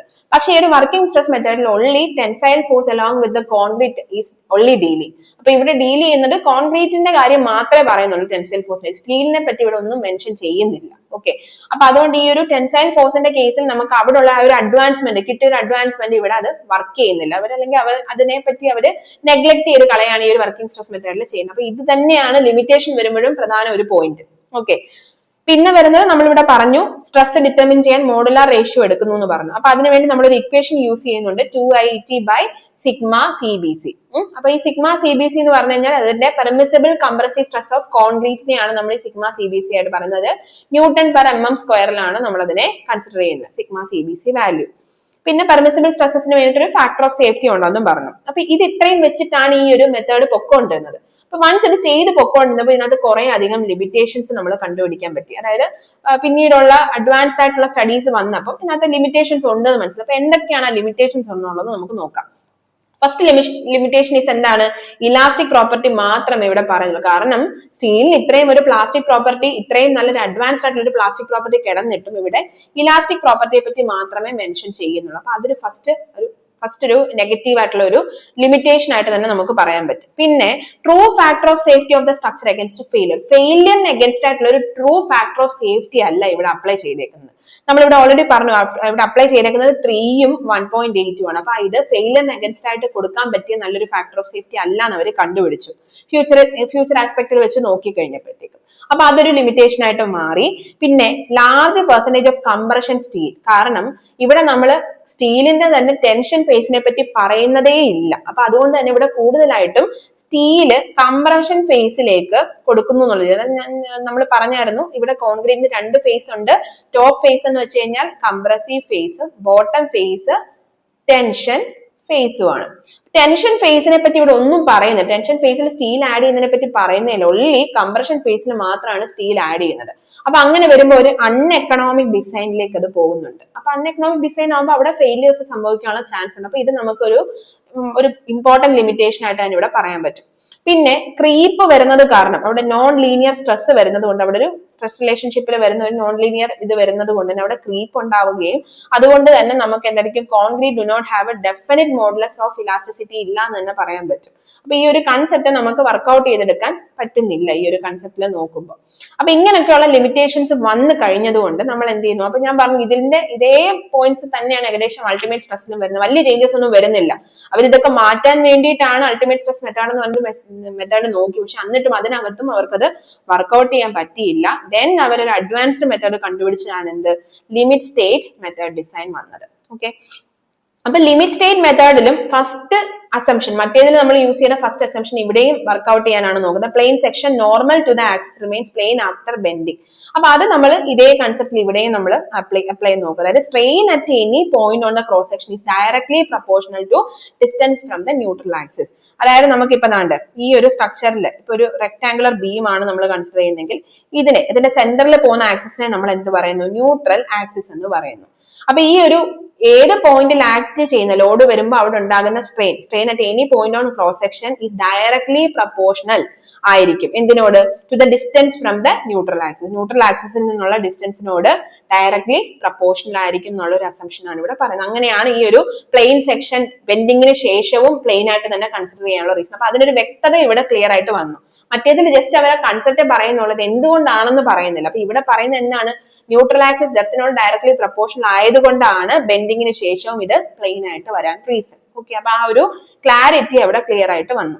അടുത്ത അസംഷൻ എന്ന് പറഞ്ഞു കഴിഞ്ഞാൽ maximum strain in concrete at outer most compression fibre. അതായത് നമുക്ക് സ്ട്രെയിൻ ലെവൽ വരുന്നുണ്ട് കോൺക്രീറ്റിന്റെ, അതിന്റെ ഫൈബറിന്റെ എക്സ്ട്രീം ഫൈബറിൽ ഔട്ടർ മോസ്റ്റ് ലെയറിൽ വരുന്ന മാക്സിമം ടെൻഷൻ അല്ലെങ്കിൽ സ്ട്രെയിൻ എന്ന് പറഞ്ഞു കഴിഞ്ഞാൽ 0.0035 ആണ് ബെൻഡിങ്ങിന് ശേഷം വരുന്ന മാക്സിമം വാല്യൂ എന്ന് പറയുന്നുണ്ട്. അതൊരു അസംഷൻ ആയിട്ടാണ് നമ്മൾ ഇവിടെ കൺസിഡർ ചെയ്യുന്നത്. അപ്പൊ ഈ അസംഷൻസ് എല്ലാം നമ്മുടെ ഇന്ത്യൻ സ്റ്റാൻഡേർഡ് കോഡിനകത്ത് മെൻഷൻ ചെയ്തിട്ടുണ്ട്. അപ്പൊ ഇത് ഇമ്പോർട്ടന്റ് ആയിട്ട് എക്സാമിന് ചോദിക്കുന്ന ഒരു ടോപ്പിക്കാണ് ഈ വർക്കിംഗ് സ്ട്രെസ് മെത്തേഡിനെ പറ്റിയും ലിമിറ്റ് സ്റ്റേറ്റ് മെത്തേഡിനെ പറ്റിയൊക്കെ. ഇപ്പൊ ഇത് Indian standard code IS code 456/2000 ഇതിനെ പറ്റി ക്ലിയർലി അസംഷൻസ് മെൻഷൻ ചെയ്തിട്ടുണ്ട്. Okay, then tensile strength of concrete is ignored. അപ്പൊ ഇവിടെ നമ്മൾ ഈ കോൺക്രീറ്റിന്റെ ടെൻസൈൽ സ്ട്രെങ്തിനെ ഇഗ്നോർ ചെയ്ത് കളഞ്ഞേക്കുക. കാരണം കോൺക്രീറ്റിന് ടെൻസൈൽ സ്ട്രെങ്ത് ഇല്ല എന്ന് തന്നെ ഇവിടെ പറഞ്ഞേക്കുന്നത്. അതുകൊണ്ടാണ് നമ്മൾ സ്റ്റീലിനെ ആഡ് ചെയ്തേക്കുന്നത്. Then relationship between compressive stress distribution in concrete and strain in concrete may be assumed to be a rectangle. അപ്പൊ ഇവിടെ നമ്മൾ എന്താണ് ഈ റിലേഷൻഷിപ്പ് കാണിക്കാനായിട്ട് നമ്മൾ ഇതിനെ ഒരു റെക്ടാംഗുലർ ഷേപ്പ് ആണ് നമ്മൾ ഇവിടെ ഒബ്റ്റെയിൻ ചെയ്ത് വെച്ചേക്കുന്നത്. അതേപോലെ വേറെ ഷേപ്സ് ഉണ്ട്, ട്രപ്പിസോയിഡൽ, പാരബോൾ, അതർ ഷേപ്പിലുണ്ട്. പക്ഷെ കോമൺ ആയിട്ട് നമ്മൾ യൂസ് ചെയ്യുന്നത് റെക്ടാംഗുലർ ബീംസിന്റെ കേസിലാണ്. അതിൽ തന്നെ ഈ ഒരു സ്ട്രെസ് സ്ട്രെയിൻ റിലേഷൻഷിപ്പ് ഗ്രാഫ് വരയ്ക്കാനായിട്ട് നമ്മൾ റെക്ടാംഗുലർ ഷേപ്പ് ആണ് സാധാരണയായിട്ട് ഒബ്റ്റെയിൻ ചെയ്യുന്നത്. ഓക്കെ, അപ്പൊ ഇനി നെക്സ്റ്റ് വരുന്നത് ഇതിനകത്ത് കോൺക്രീറ്റിന്റെ ടെൻസൈൽ സ്ട്രെങ്ത് ഇഗ്നോർ ചെയ്തു നമ്മൾ പറഞ്ഞു. പിന്നെ stresses in reinforcement derived from representative stress strain curve for the type of steel used. നമ്മൾ ഇതിനകത്ത് റിലേഷൻഷിപ്പ് കണ്ടുപിടിക്കാൻ, കോൺക്രീറ്റിനും സ്റ്റീലിന്റെയും റിലേഷൻഷിപ്പ് കണ്ടുപിടിക്കാൻ ഈ സ്ട്രെസ് സ്ട്രെയിൻ ഗ്രാഫ് വെച്ചിട്ടാണ് നമ്മൾ ഈ ഒരു റിലേഷൻഷിപ്പ് കണ്ടുപിടിക്കുന്നത്. ദെൻ അതേപോലെ തന്നെ ഇവിടെ നമ്മൾ ഫാക്ടർ ഓഫ് സേഫ്റ്റി, മറ്റേ വർക്കിംഗ് സ്ട്രെസ് മെത്തേഡിൽ നമ്മൾ ഫാക്ടർ ഓഫ് സേഫ്റ്റി വെച്ചു, പക്ഷെ അത് ഫെയിലിയറിനെ തടയാനായിട്ടുള്ള ഒരു പെർട്ടിക്കുലർ വാല്യൂ ഇല്ല എന്ന് പറഞ്ഞു. അപ്പൊ അതുകൊണ്ട് തന്നെ ഇതിനെ നമ്മളൊന്ന് ഫാക്ടർ ഓഫ് സേഫ്റ്റി ഉണ്ടാവണം, എന്നാലേ നമുക്ക് സ്ട്രെസ് ഫൈൻഡ് ഔട്ട് ചെയ്യാൻ പറ്റുള്ളൂ. അപ്പൊ ഇവിടെ നമ്മൾ ഫാക്ടർ ഓഫ് സേഫ്റ്റി ഒരു പാർഷ്യൽ ഫാക്ടർ ഓഫ് സേഫ്റ്റി ആണ്. അത് ഫോർ കോൺക്രീറ്റിനും സ്റ്റീലിനും വ്യത്യാസമായിട്ടായിരിക്കും കൊടുക്കുന്നത്. അപ്പൊ ഇവിടെ നമ്മൾ പാർഷ്യൽ ഫാക്ടർ ഓഫ് സേഫ്റ്റി കൊടുക്കുന്നതെന്ന് വെച്ച് കഴിഞ്ഞാൽ 1.15 എന്നുള്ള വാല്യൂ ആണ് ഇവിടെ അപ്ലൈ ചെയ്യുന്നത്. That is stress of steel എന്ന് പറഞ്ഞു കഴിഞ്ഞാൽ 0.87 FI എന്നുള്ള രീതിയിലായിരിക്കും സ്ട്രെസ് കണ്ടുപിടിക്കാനായിട്ട് യൂസ് ചെയ്യുന്നത്. അപ്പൊ FI എന്ന് പറഞ്ഞാൽ സ്റ്റീലിന്റെ ഈൽഡ് സ്ട്രെങ്തിനെയാണ് നമ്മൾ FI ആയിട്ട് മെൻഷൻ ചെയ്തിരിക്കുന്നത്. അപ്പൊ ഇതൊക്കെ ഒരു അസംഷൻ ആയിട്ട് നമുക്ക് പറയാൻ പറ്റും. പക്ഷെ അത് ഡിസൈൻ കൺസെപ്റ്റിനോട് വെച്ചേക്കുന്ന കുറച്ച് അസംഷൻസ് ആയിരിക്കും. Then strain of tension steel at failure should not be less than FY by 1.15 ES plus 0.002. അപ്പൊ ഇതിനെ നമ്മൾ ഒന്ന് സിംപ്ലിഫൈ ചെയ്തെടുക്കുമ്പോൾ നമുക്ക് എന്തായിരിക്കും? സ്ട്രെയിൻ ഓഫ് സ്റ്റീൽ എത്രയായിരിക്കും കിട്ടുന്നത്? 0.87 FI by ES plus 0.002. അതില് FI എന്ന് പറഞ്ഞ characteristic yield strength of steel ആണ്. ES എന്ന് പറഞ്ഞാൽ modulus of elasticity of steel which is constant 2 × 10⁵ Nm² ആയിരിക്കും. ഓക്കെ, അപ്പൊ ഇതൊരു സ്ട്രെസ് സ്ട്രെയിൻ ഗ്രാഫിന്റെ ഡീറ്റെയിൽസ് ആണ് നമ്മൾ പറയുന്നത്. അപ്പൊ നേരത്തെ പറഞ്ഞിരുന്നു ഈ കോൺക്രീറ്റിന്റെയും സ്റ്റീലിന്റെയും സ്ട്രെസ് സ്ട്രെയിൻ ഗ്രാഫ് ഒരു റെക്ടാംഗുലർ റെപ്രസെന്റേഷനിലായിരിക്കും നമ്മൾ വരയ്ക്കുന്നത്. അപ്പൊ ഇതിപ്പോ ഒരു റെക്ടാംഗുലർ ബീം ആണ്. ഓക്കെ, അപ്പൊ ഇത് ഒരു റെക്ടാംഗുലർ ബീം ആണ്. ഇതിന്റെ താഴെ നമ്മൾ സ്റ്റീൽ ബാസ് പ്ലേസ് ചെയ്തിട്ടുണ്ട്. അതിന്റെ ഏരിയയാണ് നമ്മൾ സ്റ്റീൽ ബാസിന്റെ ഏരിയയാണ് നമ്മൾ bars area is equal to AST എന്ന് നമ്മൾ മെൻഷൻ ചെയ്തേക്കുന്നത്. ഏരിയ ഓഫ് സ്റ്റീൽ ബാസ് ആണ് ഉദ്ദേശിക്കുന്നത്. ഇനി ഇതിൽ തന്നെ ഈ ഒരു റെക്ടാംഗുലർ ബീമിന്റെ ഓവറോൾ ഡെപ്ത് ക്യാപിറ്റൽ ഡിയും ഓവറോൾ ബ്രെഡ്ത്ത് സ്മോൾ ബി ആയിട്ട് നമ്മൾ മെൻഷൻ ചെയ്തേക്കാണ്. അപ്പൊ ഇതിൽ നമ്മൾ നോക്കി കഴിയുമ്പം ഇവിടെ ഈ ഒരു സ്റ്റീൽ ബാസിന്റെ ഈ ഒരു ചെറിയ സ്പേസ് വിട്ടിട്ടാണ് കണ്ടോ, ഈ ഒരു ചെറിയ സ്പേസ് വിട്ടിട്ടാണ് സ്റ്റീൽ ബാർ പ്ലേസ് ചെയ്തേക്കുന്നത്. അപ്പൊ ഈ ഓരോ സർക്കിളും കാണിച്ചേക്കുന്ന ഓരോ റെക്ടാംഗുലർ ബാസിനെയാണ്. അപ്പൊ താഴെ ഇതിന്റെ ബോട്ടത്തിൽ നിന്ന് ഒരു പെർട്ടിക്കുലർ ഡെപ്ത് വിട്ടിട്ടാണ് എന്ത് ചെയ്തേക്കുന്നത്? സ്റ്റീൽ ബാർ പ്ലേസ് ചെയ്തേക്കുന്നത്. അപ്പൊ ഈ ഒരു പെർട്ടിക്കുലർ ഡെപ്തിനെ നമ്മൾ ക്ലിയർ കവർ എന്ന് പറയുന്നു. ക്ലിയർ കവർ എന്ന് നമ്മൾ പറയുന്നു. ഓക്കെ, അപ്പൊ ആ ക്ലിയർ കവർ വിട്ടിട്ടുള്ള ഡിസ്റ്റൻസിനെയാണ് നമ്മൾ എഫക്റ്റീവ് ഡെപ്ത് ഡി. അപ്പൊ എഫക്റ്റീവ് ഡെപ്ത് എന്ന് പറഞ്ഞാൽ ടോപ്പ് ഫൈബറിന്റെ പോയിന്റിൽ നിന്ന് ഈ ഒരു റീഇൻഫോഴ്സ്മെന്റ് ബാർ ആക്ട് ചെയ്യുന്ന പോർഷൻ വരെയാണ് സ്മോൾ ഡി. അതിനെ എഫക്റ്റീവ് ഡെപ്ത് എന്ന് പറയുന്നു. അപ്പൊ ക്യാപിറ്റൽ ഡി എന്ന് പറഞ്ഞു കഴിഞ്ഞാൽ ഒരു ബീമിന്റെ ടോട്ടൽ ഡെപ്ത് ആയിരിക്കും. Small d means effective depth. Okay, which is equal to total depth minus clear cover. അങ്ങനെയായിരിക്കും അതിനെ മെൻഷൻ ചെയ്തേക്കുന്നത്. പിന്നെ ഈ സെന്ററിൽ കൂടെ പോയേക്കുന്ന ഈ ഒരു ലൈനെ നമ്മൾ ന്യൂട്രൽ ആക്സിസ് ആയിട്ട് വിളിക്കുന്നു. അപ്പൊ ന്യൂട്രൽ ആക്സിസിൽ നിന്ന് ടോപ്പ് മോസ്റ്റ് ഫൈബർ വരെയുള്ള പോയിന്റിന്റെ ഡിസ്റ്റൻസ് സ്മോൾ എക്സ് ആയിട്ട് നമ്മൾ മെൻഷൻ ചെയ്തിട്ടുണ്ട്. അപ്പൊ ഈ അസംഷന്റെ കേസിൽ നമ്മൾ ഓൾറെഡി ഇവിടെ പറഞ്ഞിട്ടുണ്ടായിരുന്നു. അതായത് ഇവിടെ ഫസ്റ്റ് അസംഷൻ പറഞ്ഞപ്പോൾ പറഞ്ഞിട്ടുണ്ടായിരുന്നു നമുക്ക് ഇതിന്റെ മാക്സിമം സ്ട്രെയിൻ ഇൻ കോൺക്രീറ്റിന്റെ maximum strain value outermost compression fiber എത്ര 0.0035 ആണ്. അപ്പം സെയിം നമ്മൾ കണ്ടേ, ഇതാണ് നമുക്ക് ഇതിന്റെ സ്ട്രെസ് ഡയഗ്രാം, സ്ട്രെസ് ബ്ലോക്ക് അല്ലെങ്കിൽ സ്ട്രെയിൻ ഡയഗ്രാം കാണിച്ചേക്കുന്നത്. ഇതാണ് ഫസ്റ്റ് വന്നേക്കുന്ന സ്ട്രെയിൻ ഡയഗ്രാം. അപ്പൊ ലോഡ് വരുന്ന അനുസരിച്ച് ഈ ഒരു റെക്ടാംഗുലർ ബീമിന് വരുന്ന സ്ട്രെയിൻ ചേഞ്ചസ് കാണിച്ചേക്കുന്നതാണ്. ഇതിന്റെ ന്യൂട്രൽ ആക്സിസിൽ നിന്ന് ഈ ലൈൻ വരച്ചേക്കുക. ദെൻ ഇതെന്ന് പറഞ്ഞേക്കുന്നത് അതിന്റെ മാക്സിമം ടോപ്പ് മോസ്റ്റ് ഫൈബറിൽ വരുന്ന സ്ട്രെയിൻ ആണ് ഈ കാണിച്ചേക്കുന്നത്. ഇത് നമ്മുടെ സ്ട്രെയിൻ വാല്യൂ. ദെൻ ഇതിനെ നമ്മൾ കമ്പൈൻ ചെയ്തേക്കുക. ഇതിൽ തന്നെ നമുക്ക് ടോപ്പ് മോസ്റ്റ് ഫൈബറിൽ വരുന്ന മാക്സിമം സ്ട്രെയിൻ വാല്യൂ 0.0035 ആണ്. അത് കോൺക്രീറ്റിൽ, അതായത് ഈ ഒരു ന്യൂട്രൽ ആക്സിസിന് മുകളിലുള്ള ഭാഗം കോൺക്രീറ്റും താഴെയുള്ള പോർഷൻ സ്റ്റീലും ആണ്. കാരണം ഇവിടെ കോൺക്രീറ്റ് അല്ലേ മുകളിൽ നിൽക്കുന്ന പോർഷൻ, താഴെ നിൽക്കുന്ന പോർഷൻ ആണ് ടെൻഷൻ സൈഡ് ആണ് സ്റ്റീൽ. അപ്പം താഴെ കാണിച്ചേക്കുന്ന സ്ട്രെയിന് എന്തായിരിക്കും? സ്ട്രെയിൻ ഫോർ സ്റ്റീലും ഇത് സ്ട്രെയിൻ ഫോർ കോൺക്രീറ്റും ആയിരിക്കും. അപ്പൊ കോൺക്രീറ്റിന് ഉണ്ടാകുന്ന മാക്സിമം സ്ട്രെയിൻ വാല്യൂ 0.0035 ആണ്. സ്ട്രെയിനിന്റെ, അതായത് ഈ ഒരു സ്റ്റീലിന്റെ സ്ട്രെയിൻ വാല്യൂ എത്ര ആണെന്ന് നമ്മളിവിടെ പറഞ്ഞിരുന്നത്? സ്ട്രെസ് ഓഫ് സ്റ്റീൽ 0.87 FI ആണ്. സ്ട്രെയിൻ എന്ന് പറഞ്ഞു കഴിഞ്ഞാൽ ES ആയിട്ടാണ് ഇവിടെ കാണിച്ചിരിക്കുന്നത്, സ്ട്രെയിൻ ഓഫ് സ്റ്റീൽ. ഇനി ഇതിൽ തന്നെ നമുക്ക് എന്തായിരിക്കും ഈ ഒരു സ്ട്രെസ് വാല്യൂ? ഇതിനകത്ത് സ്ട്രക്ചറിനകത്ത് അല്ലെങ്കിൽ കോൺക്രീറ്റിനും സ്റ്റീലിനും സെയിം ടൈം സ്ട്രെസ്സും ഉണ്ടാകുന്നുണ്ട്, സ്ട്രെയിനും ഉണ്ടാകുന്നുണ്ട്. സ്ട്രെയിൻ്റെ കാര്യം, ഈ സ്ട്രെയിൻ നമ്മൾ കാൽക്കുലേറ്റ് ചെയ്ത് കണ്ടുപിടിക്കുക ചെയ്യുന്നത്. കാരണം സ്ട്രെയിൻ എടുക്കുന്നത് സ്റ്റീലിന് ടെൻഷൻ ആയതുകൊണ്ട് അവിടെ സ്ട്രെയിൻ എടുക്കും, അത് കാൽക്കുലേറ്റ് ചെയ്ത് കണ്ടുപിടിക്കാം ES എന്നുള്ളത്. ഇനിയും ഇവിടെ സ്ട്രെസ് ബ്ലോക്ക് ഡയഗ്രാം ആകുമ്പോഴത്തേക്കും മാക്സിമം നമുക്കിപ്പോൾ പറഞ്ഞിട്ടുണ്ടായിരുന്നു കോൺക്രീറ്റ് ഇതാണ് നമ്മുടെ സ്ട്രെസ് സ്ട്രെയിൻ ഗ്രാഫ്. ഒരു പർട്ടിക്കുലർ പോയിന്റ് വരെ ഇത് പ്രപ്പോർഷൻ ആയിട്ട് പോകുന്നു. then ഈ പോയിന്റ് കഴിയുമ്പോഴും ഇവിടെ ബെൻഡിങ് വന്നാലും പ്ലെയിൻ ആയിട്ട് തന്നെ പോകുന്നു എന്ന് പറഞ്ഞു. ഓക്കെ, അപ്പൊ ഈ പ്ലെയിൻ ആയിട്ട് പോകുന്ന ഇവിടുത്തെ maximum stress value 0.45 FCK. where FCK is the characteristic compressive strength of concrete ആണ്.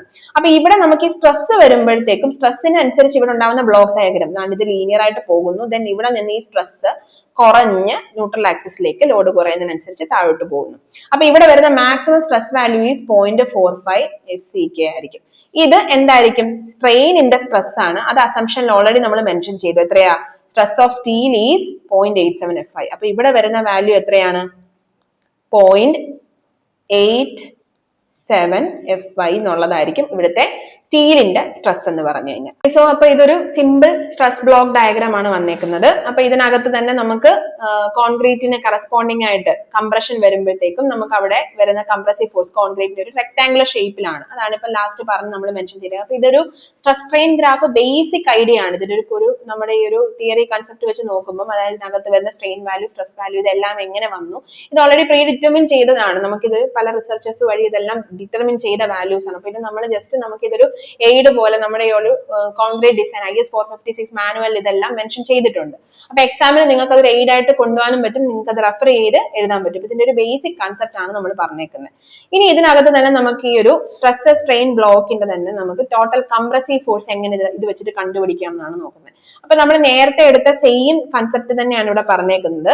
അതില് സെയിം നമ്മുടെ സ്ട്രെസ് ബ്ലോക്ക് ഡയഗ്രവും സ്ട്രെയിൻ കറസ്പോണ്ടിങ് സ്ട്രെയിനുമാണ് ഇപ്പൊ ഈ കാണിച്ചിരിക്കുന്നത്. അപ്പൊ ഇത് സ്ട്രെസ് ബ്ലോക്ക് ഡയഗ്രവും ഇത് സ്ട്രെയിൻ ഡയഗ്രം. അപ്പൊ കംപ്രഷൻ, അതായത് നമുക്ക് ഇവിടെ കോൺക്രീറ്റിന്റെ സ്ട്രെസ് മാക്സിമം സ്ട്രെസ് 0.45 FCKയും കോൺക്രീറ്റിന്റെ മാക്സിമം സ്ട്രെയിൻ 0.0035 ആണ്. അപ്പൊ ഈ സ്ട്രെസ് ഡിവൈഡഡ് ബൈ നമുക്ക് ഇതിന്റെ ഈ ഒരു ആക്സിസ് വെച്ചിട്ട് നമ്മൾ ഇതിന്റെ ഒരു വാല്യൂ കണ്ടുപിടിക്കുമ്പോൾ ഇവിടെ ടോട്ടൽ ആക്സിസ് അല്ലെങ്കിൽ ടോട്ടൽ ഈ ഒരു ബീമിന്റെ ടോട്ടൽ ഡെപ്ത് X ആണ്. ഓക്കെ, അപ്പം ന്യൂട്രൽ ആക്സിസിന്റെ മുകളിലോട്ടുള്ള ഒരു പോർഷൻ X1 ആയിട്ടും താഴോട്ടുള്ള പോർഷൻ X2 ആയിട്ടും നമ്മൾ അസ്യൂം ചെയ്യാം. അപ്പൊ ഈ ഡെപ്ത് എത്രയാണ് നമ്മൾ കാൽക്കുലേറ്റ് ചെയ്യാൻ വേണ്ടിയിട്ടാണ്, ഇത് ഓൾറെഡി ഡിറ്റർമിൻ ചെയ്തതാണ് കാണിച്ചിരിക്കുന്നത്. അപ്പൊ നമുക്ക് ഇത് ടോട്ടൽ എക്സ് ആണെങ്കിൽ ഇത് x1 x2 ആയിട്ട് എടുത്തു. അപ്പൊ ഈ ഡിസ്റ്റൻസ് നമുക്ക് കണ്ടുപിടിക്കണമെങ്കിൽ സിമിലർ ട്രയാങ്കിൾ വെച്ചിട്ട് നമുക്ക് ഈ ഒരു സിമിലർ ഷേപ്പ് വെച്ചിട്ട് 0.45 FCK സോറി ഇവിടെ ഇപ്പൊ നമുക്ക് ഈ ഒരു സ്ട്രെയിനിന് കറസ്പോണ്ടിങ് ആയിട്ടുള്ള ഡെപ്ത് നമ്മൾ നോക്കുമ്പോൾ 0.0035 divided by x which is equal to ഈ value middle value 0.002 divided by ഇവിടുത്തെ ഡെപ്ത് എത്രയാ x2. ഓക്കെ, അപ്പം ഇതിൽ നിന്ന് നമുക്ക് എങ്ങനെ കണ്ടുപിടിക്കാം, ഒരു എക്സ് കിട്ടി x2ഉം കിട്ടി. അപ്പൊ ഇതിൽ നിന്ന് നമുക്ക് x1 അല്ലെങ്കിൽ x2 എന്നുള്ള ഈ വാല്യൂ കണ്ടുപിടിക്കണമെങ്കിൽ നമ്മൾ ഇതിനെ ക്രോസ് മൾട്ടിപ്ലൈ ചെയ്യാം. അങ്ങോട്ടും ഇങ്ങോട്ടും ക്രോസ് മൾട്ടിപ്ലൈ ചെയ്യുമ്പോഴത്തേക്ക് നമുക്ക് കിട്ടുന്ന വാല്യൂ 0.57x ആയിട്ട് കിട്ടി. അതാണ് ഇവിടെ നമ്മൾ മെൻഷൻ ചെയ്തേക്കുന്ന 0.57x. അപ്പൊ 0.57x നിന്ന് ഈ ടോട്ടൽ എക്സ് മൈനസ് ചെയ്യുമ്പോൾ നമുക്ക് കിട്ടുന്നത് 0.43x. അങ്ങനെയാണ് ആ രണ്ട് ഡെപ്ത് കിട്ടിയേക്കുന്നത്. ഇനി നമുക്ക് ഇതിന്റെ ടോട്ടൽ കംപ്രസീവ് ഫോഴ്സ് കണ്ടുപിടിക്കണമെങ്കിൽ, കാൽക്കുലേറ്റ് ചെയ്യണമെങ്കിൽ, ടോട്ടൽ കംപ്രസീവ് ഫോഴ്സ് കാൽക്കുലേറ്റ് ചെയ്യണമെങ്കിൽ ഇറ്റ് ഇസ് ഈക്വൽ ടു നമുക്ക് എങ്ങനെ പറയാം, ഏരിയ ഓഫ് രണ്ട് പോർഷൻ ഉണ്ട്, area of rectangle minus area of parabolic curve. അതായത് ടോട്ടൽ ഈ ബ്ലോക്കിന്റെ ഏരിയയിൽ നിന്ന്, ഈ അകത്തെ ഏരിയയിൽ നിന്ന് ടോട്ടൽ ഇത് റെക്ടാംഗുലർ ഫോമിലല്ലേ വന്നേക്കുന്നത്, ഇതിൽ നിന്ന് ഈ ഒരു പാരാബോളിക് ഷേപ്പ് മൈനസ് ചെയ്ത് എന്റെ ഏരിയ മൈനസ് ചെയ്ത് കഴിയുമ്പോൾ ഈ അകത്തെ പോർഷന്റെ ഈ ഒരു വാല്യൂ കിട്ടും അല്ലെ. അപ്പൊ ആ ഏരിയ എന്ന് വെച്ച് കഴിഞ്ഞാൽ അതാണ് compressive force, total compressive force act ചെയ്യുന്ന ഏരിയ അതാണ്. അപ്പൊ ആ ഏരിയ നമുക്ക് ടോട്ടൽ കംപ്രസീവ് ഫോഴ്സ് കിട്ടണമെങ്കിൽ രണ്ട് ഏരിയ മൈനസ് ചെയ്യുക, ടോട്ടൽ ഏരിയയിൽ നിന്ന് പാരാബോളിക് ഏരിയ മൈനസ് ചെയ്യാന്നുള്ളതാണ്. ഓക്കെ, അപ്പൊ ഇവിടെ നമുക്ക് അതിന് വേണ്ടിയിട്ട് റെക്ടാംഗുലർ കർവ് അല്ലെങ്കിൽ ആ ഒരു റെക്ടാംഗുലർ ബീമിന്റെ ഏരിയ എന്ന് പറഞ്ഞു കഴിഞ്ഞാൽ എന്തായിരിക്കും, L ഇൻറ്റു ബി ആണ്. L ഇൻറ്റു ബി എന്ന് പറഞ്ഞു കഴിഞ്ഞാൽ നമുക്ക് ഇവിടെ എന്തായിരിക്കും, ടോട്ടൽ ബ്രെഡ്ത്ത്, റെക്ടാംഗിളിന്റെ breadth, rectangle is equal to എങ്ങനെയാ വരുന്നത്, ടോട്ടൽ എക്സ് ഇൻറ്റു ബി ആണ്. ബ്രെഡ്ത്ത് ബിയും ടോട്ടൽ ഡെപ്ത് എക്സും ആണ്. അതിന്റെ കൂടെ നമുക്ക് അവിടുത്തെ മാക്സിമം സ്ട്രെസ് വാല്യൂ മൾട്ടിപ്ലൈ ചെയ്യണം. അപ്പൊ 0.45 FCK into x into B minus area of parabolic curve എന്ന് പറയുമ്പോഴത്തേക്ക് എത്രയാണ്, 1/3 into 0.45 FCK into 0.57 into x into B.